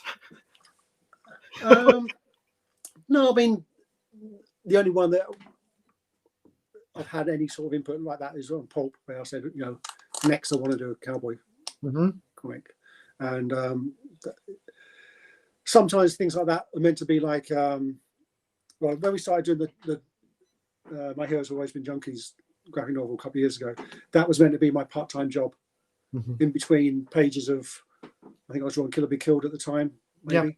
Yeah. That was going to be like doing both at the same time, but it never worked out like that. We'd got almost to the end of Kill or Be Killed before we'd written anything of the new book, so they continued after each other rather than being together. So sometimes I'd like to have a part-time job, but occasionally a DVD cover will come along and fill that gap. Not a gap as such, just a day when I feel like doing something else. Yeah, that's what Becky Buckingham was telling me a month ago, that even with Miracle Man stuff, because Neil couldn't write or something at the time, etc., he kept doing the covers just so he could use different muscles from where we're doing Fables or something like that. He was like, I need to take a break from that to do that, just put different, do this, the little toys he does and then add them into the cover, etc. It's like I just needed those muscles to be working, to have something else to do and just not get burned out of doing the same thing over and over. Well, I think that's one of the things I like about doing a monthly comic is that every 24 pages I stop and do a cover or do the painting in for the essay at the back of the comic, which sort of resets my mind again, so I can how I usually the cover's usually done months and months before I do the comic, just because that's the way it is. I draw the comic, and then on the last couple of days while the colouring's being finished, I then do the stuff for the essay. So as a special treat at the end of doing the 24 pages of comic, I get to do a painting of Humphrey Bogart or something, so that's a nice little I was gonna say, and it flexes a different muscle. I was gonna say that in the end it's gotta be really nice for you to know this is, if I finish the issue, this is waiting for me. Yeah, totally. Yeah, even though I don't necessarily know what's waiting for me, I know something else is, but I wouldn't usually get the essay until almost the time it comes to do the painting to go with it. So I never really know what it's about. But then on the other hand, it's quite nice at the moment doing Reckless, where I've just spent 6 months just drawing that, and I haven't had to stop every 4 weeks to do a cover. So I can just plan my schedule much easier. I could just plow through it. So that's quite nice as well. But then sometimes I think, God, I wish I was drawing something else today. Yes. So like a couple of weeks ago, when I finished the first Reckless book, I took 2 weeks off for distant commissions, just to do something different and sort of clear my head a little bit. Yeah. Even though the script for the second Reckless book was already waiting for me, I needed some sort of break. Break between the two things. You need your brain to breathe. You need to just say, I need to disconnect from this thing I've been doing for 6 fucking months. Even if it's 2 Spider-Man, 3 Batman, it's just okay. My brain is completely disconnecting from that, right? I mean, no matter what I'm drawing, it's always a comic, almost always a comic. So, but the fact that it's a slightly different comic, 1 month, is enough. Even though, like I said before, when I'm sort of panel by panel, it doesn't really matter what the bigger thing is, but it must do, because there's enough there to make it different. Ed and I we usually average about 10 comics a year if we're doing monthly comics. I try to do one every 5 weeks. I could do one every 3 weeks, but need some time off occasionally, don't you? And if it was just Criminal, say, every day, it would drive me mad. But if it was like 5 issues of Criminal, 5 issues of something else, even though it's the same writer and we're really doing the same thing all the time, there's enough of a difference just to make it different enough for me not to get bored. Yes, absolutely. Felipe Gonzalez says, I love your criminal work, but I also enjoyed your unique projects such as Fatale, Fade Out, Kill or Be Killed. You saw the life and the ugliness of it, but also the beauty of life. Do you have some new projects with Rebecca apart from Pulp? Well, we were talking about Reckless. I would like to see more of your projects as mini-series or maxi-series. I need something from you guys to read while I wait for more criminal stories. Well, we're doing a book called Reckless, which was a sort of response to lockdown, really. The thing we had planned before was quite a heavy, long project. It would have been a couple of years worth of work, and it was quite heavy going. We want to do something a bit lighter. So it's about a good guy rather than a bad guy for a change, even though it's still pretty much similar to all of our other things. And we decided to do it as graphic novels instead of monthly comics. So the first one's out in a month's time, or 5 weeks' time. 144 pages original graphic novel, and then I'm halfway through drawing the second one at the moment, and then we'll have a third one out. We're trying to get 3 out in a year, which is a lot of work, but I'm on schedule, so that's okay. So yeah, 1 out December, 1 out in April, and then the third one out in next October. What was that made you decide on skipping it, not doing it as a monthly and doing it as a graphic novel? Because it was the beginning of lockdown when all the comics that's what I was going to say. The lockdown. So we didn't know if monthly comics were coming back. So, I mean, we had plans, maybe kickstarting it, or some other way of getting it out there in case Image didn't come back, or Diamond come back, or comic shops come back. And I need, the way it works with stuff Ed and I do for Image, we get an advance on our future royalties. Similar as you get a page rate if you work for Marvel or DC. Every time I draw a page, I'll get some money for Marvel, whatever. And for Image, it'd be every time I finish an issue, I'd get some money. But if we stop doing monthly comics, we don't get that anymore. And also, Image has stopped giving out advances when everything's shut down. Yes, absolutely. So I can't afford to spend 6 months drawing for free. So we were going to kickstart it. And then it turned out I did draw 4 months for free, and I hadn't starved to death. So we decided not to bother kickstarting it, and Image was up and running again by then, so we could just go, put it out through them as usual. So I don't like the way there's economic factors in how we do stuff. It'd be much easier to be rich and just do it when we feel like doing it. Absolutely. But I mean, Ed's okay because he's also writing TV and film stuff, so he makes his money's made there. Whereas I only draw comics, and they need to make money. So yeah, I mean, Rich bastards. We. yeah. I mean, and also when we decided we were going to do Reckless, it sort of dictated the format as well. Mm-hmm. We didn't want it. It wasn't an episodic thing as much.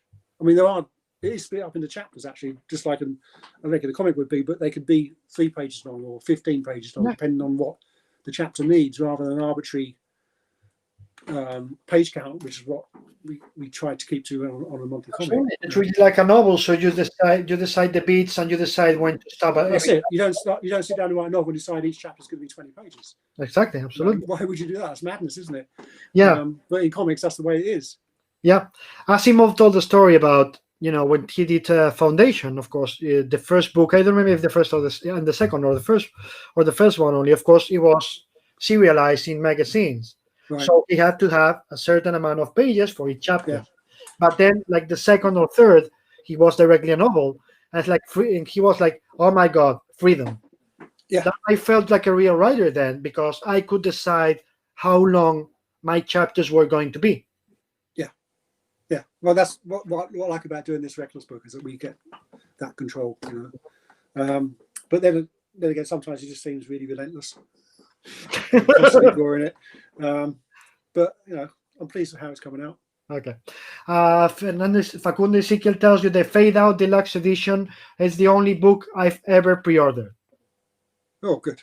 Good. Well, from now on, you can pre-order all of my books. Yes. Why only one? We know where you live.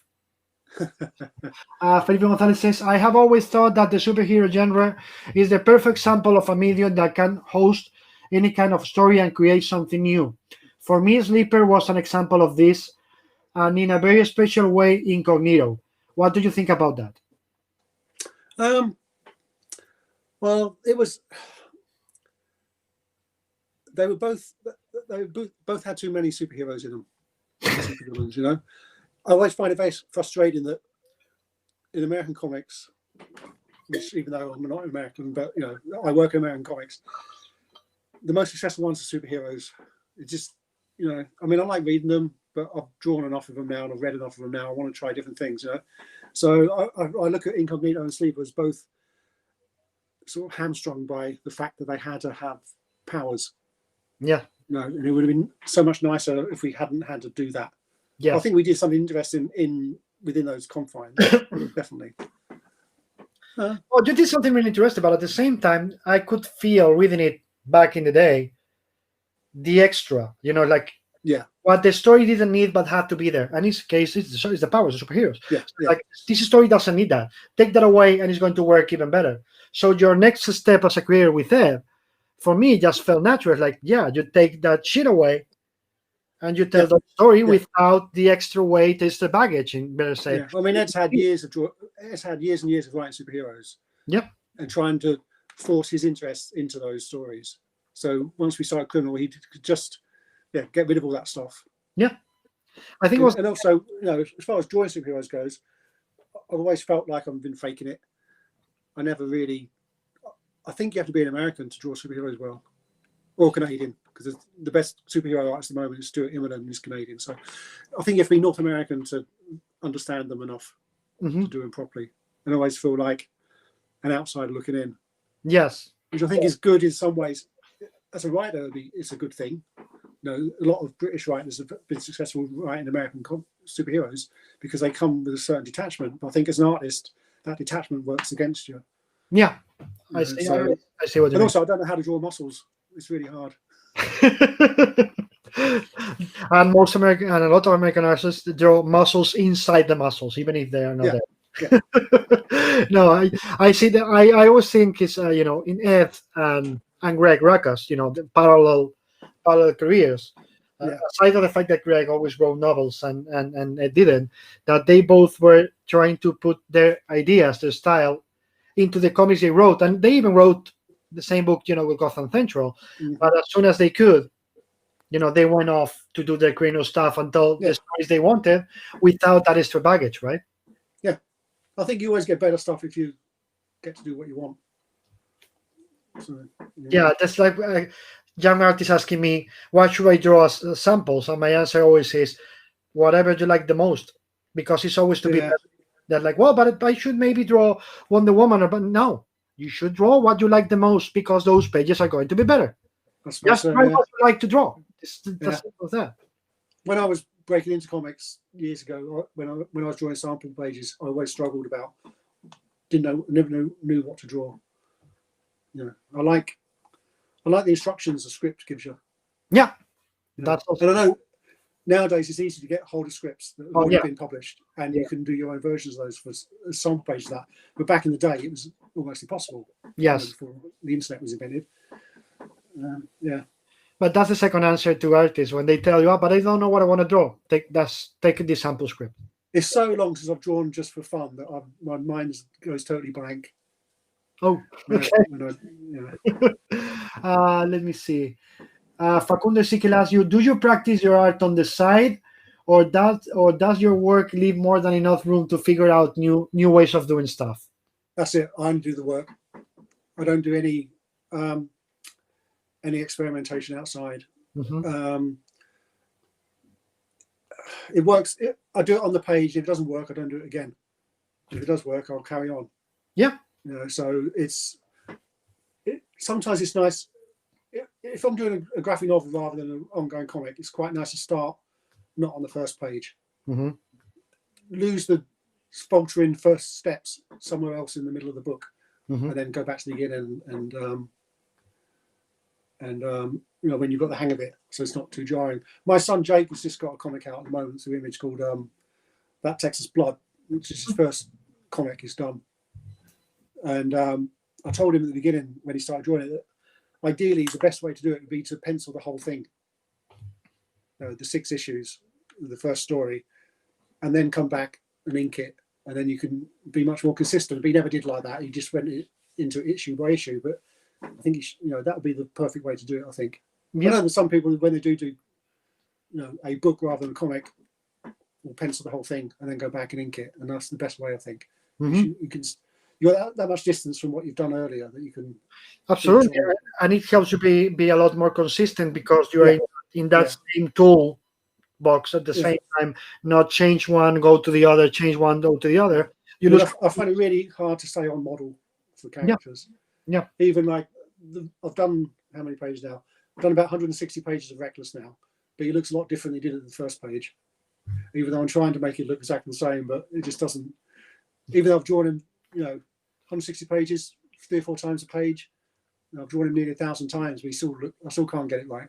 Yeah, but it's it's not even right, I guess. It's what we said before. Consistent. I can't get it consistent. Yeah, but it's what we said before, that you don't really know their character until you draw him or her a lot. That's right, yeah. So I guess that for you, when you get to the second after the break, even I think automatically it's going to be more consistent because now you know him or her intimately. Yeah, I think so. Yeah. Okay. Yeah, the only character I've ever drawn that kept consistency was Constantine in Hellblazer. Not the first 3 issues. I was sort of trying to figure out how to draw in black and white. But when I came back for a big long run with Paul Jenkins, I could just draw him and it just came out right. And I can draw him now, 30 years later, and it still looks exactly the same. That's the only one that I knew what he looked like when I did it. Mm-hmm. Drawing Batman, say, every time I draw Batman, it looks different because there's been a million other people draw Batman. You think, oh, I want to do it like him. I want to do it like her, and there's too much choice. Whereas something like that, especially when I started drawing Hellblazer, there hadn't been many people to draw him. I could make more of a mark. No, it was the 2-3 guys with Jamie, then Steve. Yeah. And then you, right? Like 4 or 5 guys mostly. Yeah, there wasn't many of us. Well, of course, and Stephen Bissett and John Todd Levin in Swamp Thing. Yeah. I mean, in their own book. So, like 6-7 guys. Yeah. Hadn't thought about that, but you could leave your own brand on it, your own mark, because it hadn't been drawn by many people. Yeah. And also, the character was so well written that you knew how he was meant to be. Yeah. Like you said before about, I need to know what the character's doing and saying before I can figure out what they look like. Yeah. Whereas with John, it was really easy because he's a very consistently written character. No matter, well, I must admit I haven't read it for years, but when I was reading it, it was all, you could tell if it was right for him or not. Yeah, it was amazing with that era of Hellblazer that Jamie was clearly Jamie. His way of writing, the politics involved there. Of course, Garth, as he told me a couple of months ago, it's like, look, the thing with Hellblazer was it was so good that I just needed to break it Yeah. to make it work, because that's the only way people could notice. Because the other way could be, oh, he's never going to be as good as Alan Moore and Yeah. Jamie Ladd. And and then with Paul and you took another completely different path, more onirical in a way, if you want to call it like. So it was really consistent. It was John Constantine at all times. Yeah. At each time you guys did it, every team, it was your own different vision, completely personal vision of the character, right? Mm-hmm. I don't think your Hellblazer, your Constantine was Jamie's or God's at all. It was the version you guys wanted to tell was a different one. Yeah, maybe. I don't know. I mean, I did draw some for Jamie, and I think I worked with 4 different writers on Hellblazer. For you, it was the same. The character was always the same. I think, even no matter what situation he was in, he always felt true to him. Oh no, I'm not saying it was true. I'm not saying it was true. It was a different character. What I mean is that the interpretations for me, Jamie's, Garth's, were very different of the character. But at the same time, it always felt like the same people, right? Yeah, and that made him easy to draw because he was, he was very realistic. I think in an unrealistic situation. So you could. One of the things I like most about doing the comics is the acting of the characters, and it's so much easier if you know what's in their heads. And I think Constantine, no matter who wrote him, you could always knew what was going on in his head. Yes. And I think one of the strengths of doing stuff with Ed is that Ed writes their thoughts really well. Even if he doesn't write it in words on the page, it's in the script sometimes. This character's thinking this, or this character's doing that. And the consistency and the sort of the depth of their character, makes it much easier to figure out what their face looks like. Absolutely. What expression they've got, how they stand, how they do everything really. And I can't do that until I got the script. Yeah, this I think with Hellraiser, I always love in your case the small gestures. Like how they define the character. It was for me obvious that you knew the character so well that you could define John, but just a single gesture, or the way his body was posing, and that instant moment, it was him. This is John Constantine. It's not a different guy. It's not a different artist doing his own version. It's John Constantine. Wherever I look at him, it's very special for me when I feel that instinctively you as an artist know the character and understand him. Yeah, well, you need to. You have to.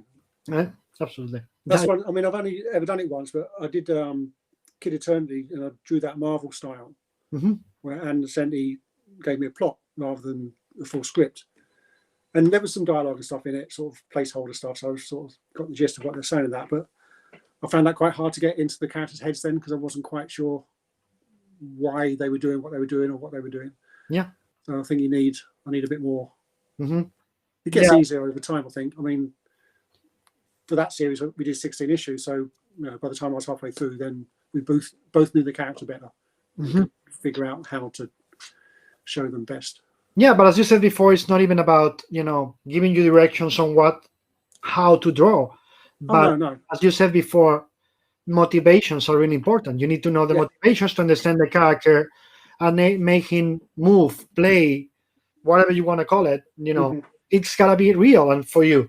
And for you, you got to need to know what's in his head, as you said, yes, right? Definitely, yeah. Facundo Ezequiel says, have you guys watched this TV show, Raised by Wolves?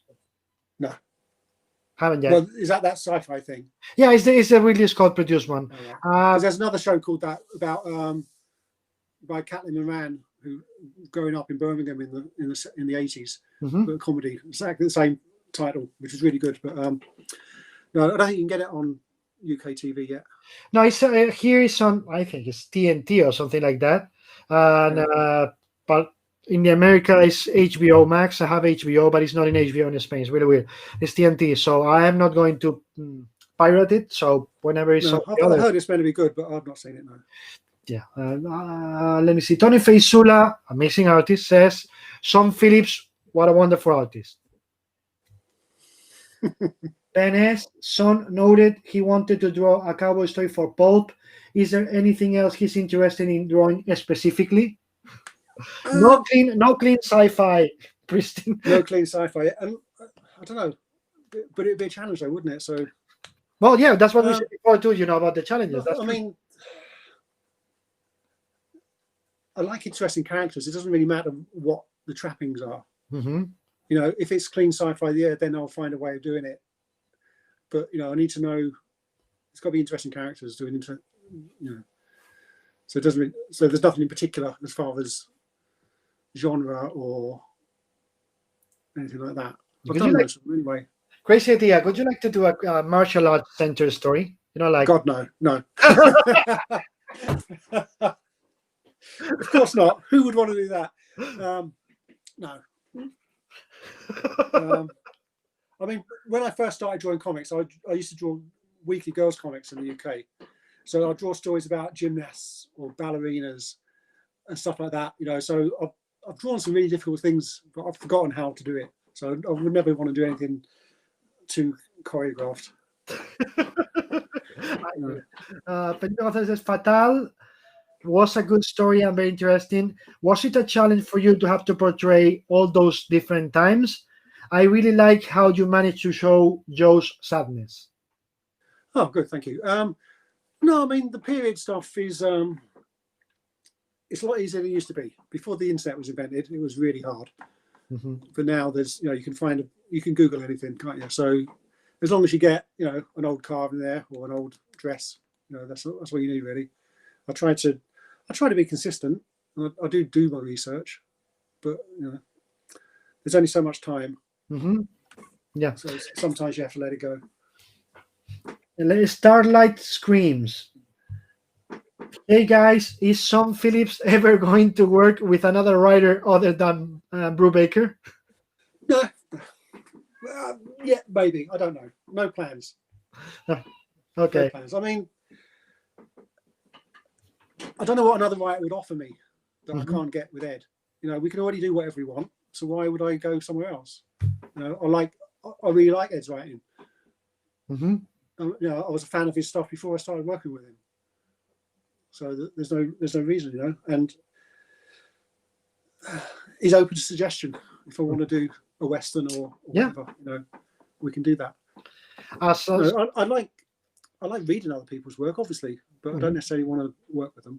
Yes. I like reading comics where I think, oh God, I'm glad I didn't have to draw that. But they're fun to read. Uh-huh. Yeah. As the saying goes in yours and Ed's case, if it ain't broken, why fix it? That's right. Yeah. It works for you guys, and that's it. So we are going to be in 2 minutes. It's going to be 2 hours. So I think we should let's go back to our life.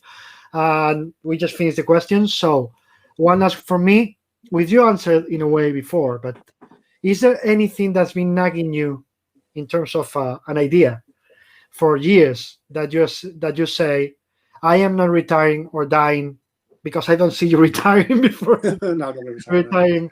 That's like, I gotta do it before I leave this world or comics or anything. No, because I've either already done it, or Ed and I have got the opportunity to do it. Yeah. So this, I don't know. I would like to have a go at doing a proper Spider-Man story one day. Not writing one, I mean drawing one, with Ed or whoever. Just to sort of have an extended go of it to see if I could do it. Mm-hmm. It's my favourite superhero, so I'd like to do something on that maybe that left a mark. Mm-hmm. Not that I think I've necessarily got it in me, but I'd like to have a go. Okay. But apart from that, I've done it all. Philippe Ebrel says a Jerry Cornelius story by song would be fantastic. Again, I'd like reading Michael Moorcock, but it seems really hard to draw. But then again, every script seems hard to draw when I first read it. Every time I get pages through, I think, oh, how am I going to draw that? And then it suddenly comes into your head and you know how to do it. So maybe it would work with something like that. But yeah, I mean, I loved all those novels when I was a kid. I used to read all the J. Cleanis stuff and the Elric and all those sorts of things. Yeah. Maybe I did think a few years ago I did a French album for Delcourt. I did a couple, and when we were thinking about maybe what to do next, when I was thinking something for my part-time job in between stuff with Ed, we were thinking of doing something either sort of ancient history type sword and sorcery sort of thing, or Ed and I had an idea of doing something in medieval Venice, but I don't think that's ever going to happen. Just to really stretch me as an artist, to give you some really difficult things to draw. Also, I'll get a trip to Venice, wouldn't I? So I could take some photos. So that'd always be good. It's gotta be like I think it was Hugo Pratt. You know, I do a story based there, so I have the excuse to go there. Yeah, that's right. Yeah. So travel guys, is the next thing. Illustrated travel guides. Felipe Gonzalez says, "Did you make a conscious evolution of your art, or does each project evoke a different way of doing it? Fatale is not the same than Kill or Be Killed, for example. I mean, with the pencils, the use of shadows, the color." Yeah, I used to try to change stuff up depending on the project, but nowadays you just sort of, I think it's more of a gradual progression. Things like the difference between Fatale and Kill or Be Killed is that Fatale was drawn quite small on paper, and Kill or Be Killed was digital, so I put more detail in, and then learn from my mistakes, and I've come back from that a little bit. So I think, you know, those sort of material changes may make the art look different. But apart from that, I don't really go into it thinking I'm going to make this look different than I previously did. Back in the day when I started doing Hellblazer with Eddie Campbell, when I did a few issues with him, I came into that after drawing Kid Eternity, and my stuff had gotten quite smooth and brushy and sparse. And I drew the first few pages of Hellblazer like that as well, and realised after the first week or so that it wasn't right. So I totally changed how I did stuff. I went straight to ink. I started using a pen rather than a brush. So everything got scratchier and rougher. So that was a conscious decision to totally change. Well, as much as I can totally change to suit the story. So, but I think since then it's mostly been a refinement of how I did that, until my heroes have always been junkies, which I think looks different to most things I've done. There's hardly any black in there. There's no shadows on anything. Everything, any shadow work is done in the color, rather than in the drawing, because I wanted to try and do something similar to how I used to draw the girls' comics in the 80s. For the British market, where it was very linear, very smooth, very sunny, I suppose. You know, it was daytime for a change rather than nighttime and That's shadowy. what I was going to ask about that book. About the lack of shadow shading and all that. Yeah. The stupid question I'm going to ask you is: were you trying to evoke British comics as you the ones you grew up with? Yes, I was. Well, I was trying to evoke the ones I grew up drawing. Girls' comics I grew up. And also some of the other... I never read girls' comics when I was a kid because they were for girls. But when I started working in girls' comics, I obviously did read them because you need to know what is happening in where you're working. And then I started looking back at the old stuff. There was a time in the 60s where a lot of Spanish artists started drawing for UK comics. Oh, yeah. And I discovered those. And they were amazing. So this is my version of trying to do a little bit of that. And one of the reasons why there's no shadows and everything's in the color is because that's how they were. Yeah. And also, it was before full color comics were a thing. Yeah. Back then, so it'd be black and maybe two other colors. You'd get a pink and a blue, or orange and a green, and the black. So that I wanted to set myself that sort of those rules for the Junkies book where the color did a lot of that stuff, but also in quite a basic nod to old comics. Yes. So all the Spanish guys from Catalan Communications, Blasco, Blasco, Hernandez Palacios, and all the others. Yes, absolutely. Yeah. So all that sort of stuff. That was my sort of Because I didn't, when I discovered their stuff, it was in the girls' comics. I had no idea they did all this other stuff in European comics because I'd never seen any. So for me, it was when I suddenly discovered that they did other stuff was amazing. So that was one of the reasons. So that was why that looks different to everything else. And I had a specific idea of how the color should be. So I was going to color it myself, which is why, because before then, Betty Brightwise had colored all my stuff. Yeah, brilliant colorist, love her work, but for the Junkies book, it didn't seem right to make her follow my directions quite so tightly, you know. Yeah. And I was just going to do it myself, and then we ran out of time, so I got my son Jake to do it. I did the first 2 pages and said, "There you go, just do it like those." And it turns out he's a good colorist. I had no idea; he'd never colored stuff apart from his own art before. So it was really good. Let's try to see how it goes. Yeah. Yeah. And it went fine. So then when we came back to the Criminal, after that, Ed and I both thought, well, why don't we just carry on using Jake? You know, if we're gonna pay somebody, it felt better to me to pay my son rather than someone else. Yeah, absolutely. So it worked out fine, yeah. Yeah, that's why. If it turned out to be no good, then we would have got rid of him. Obviously, I had no qualms about firing him. Yeah, absolutely. But that's what I always say about comics too. You know that the some of the most brilliant ideas come out of desperation. Yeah, it's like yeah, you do it. Well, isn't it John Romita Jr. that says something about his art is deadline art or something, isn't it? How did he describe it? He was telling me 2 weeks ago, like he doubles. Oh yes, man, whatever, and it's like deadline, and he's like always on deadline mode. Yeah.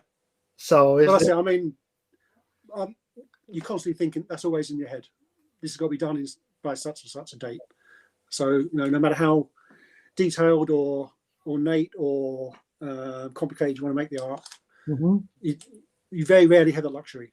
Yes, absolutely. It's okay if you're like a really successful Italian or Spanish or French comic artist who does 50 pages a year and can afford to do 50 pages only 50 pages a year. That'd be great. Yes. But then I'll probably do 50 really terrible pages if I had that.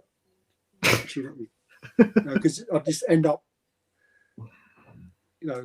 starting again all the time. I think never being satisfied with anything because I've got the time to experiment. Absolutely. Benes says, I would love a sword and sorcery book from Brubaker and Phillips. Would like a what, sorry?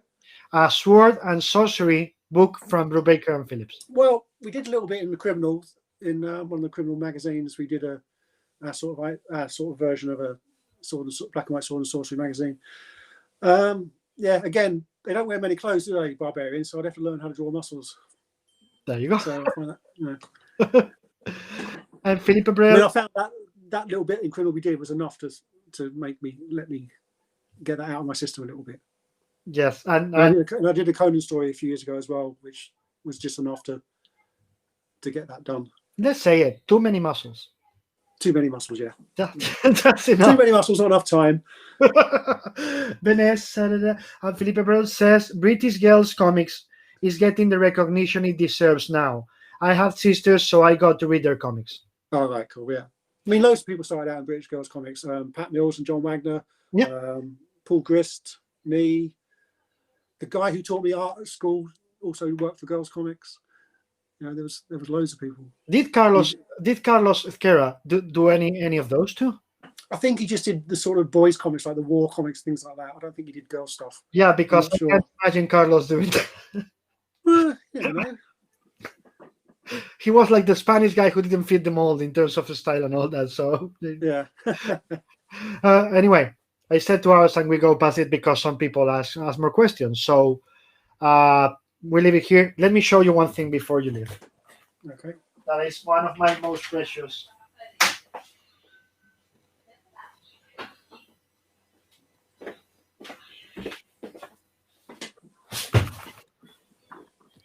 Oh shit! The Wonder Reflection.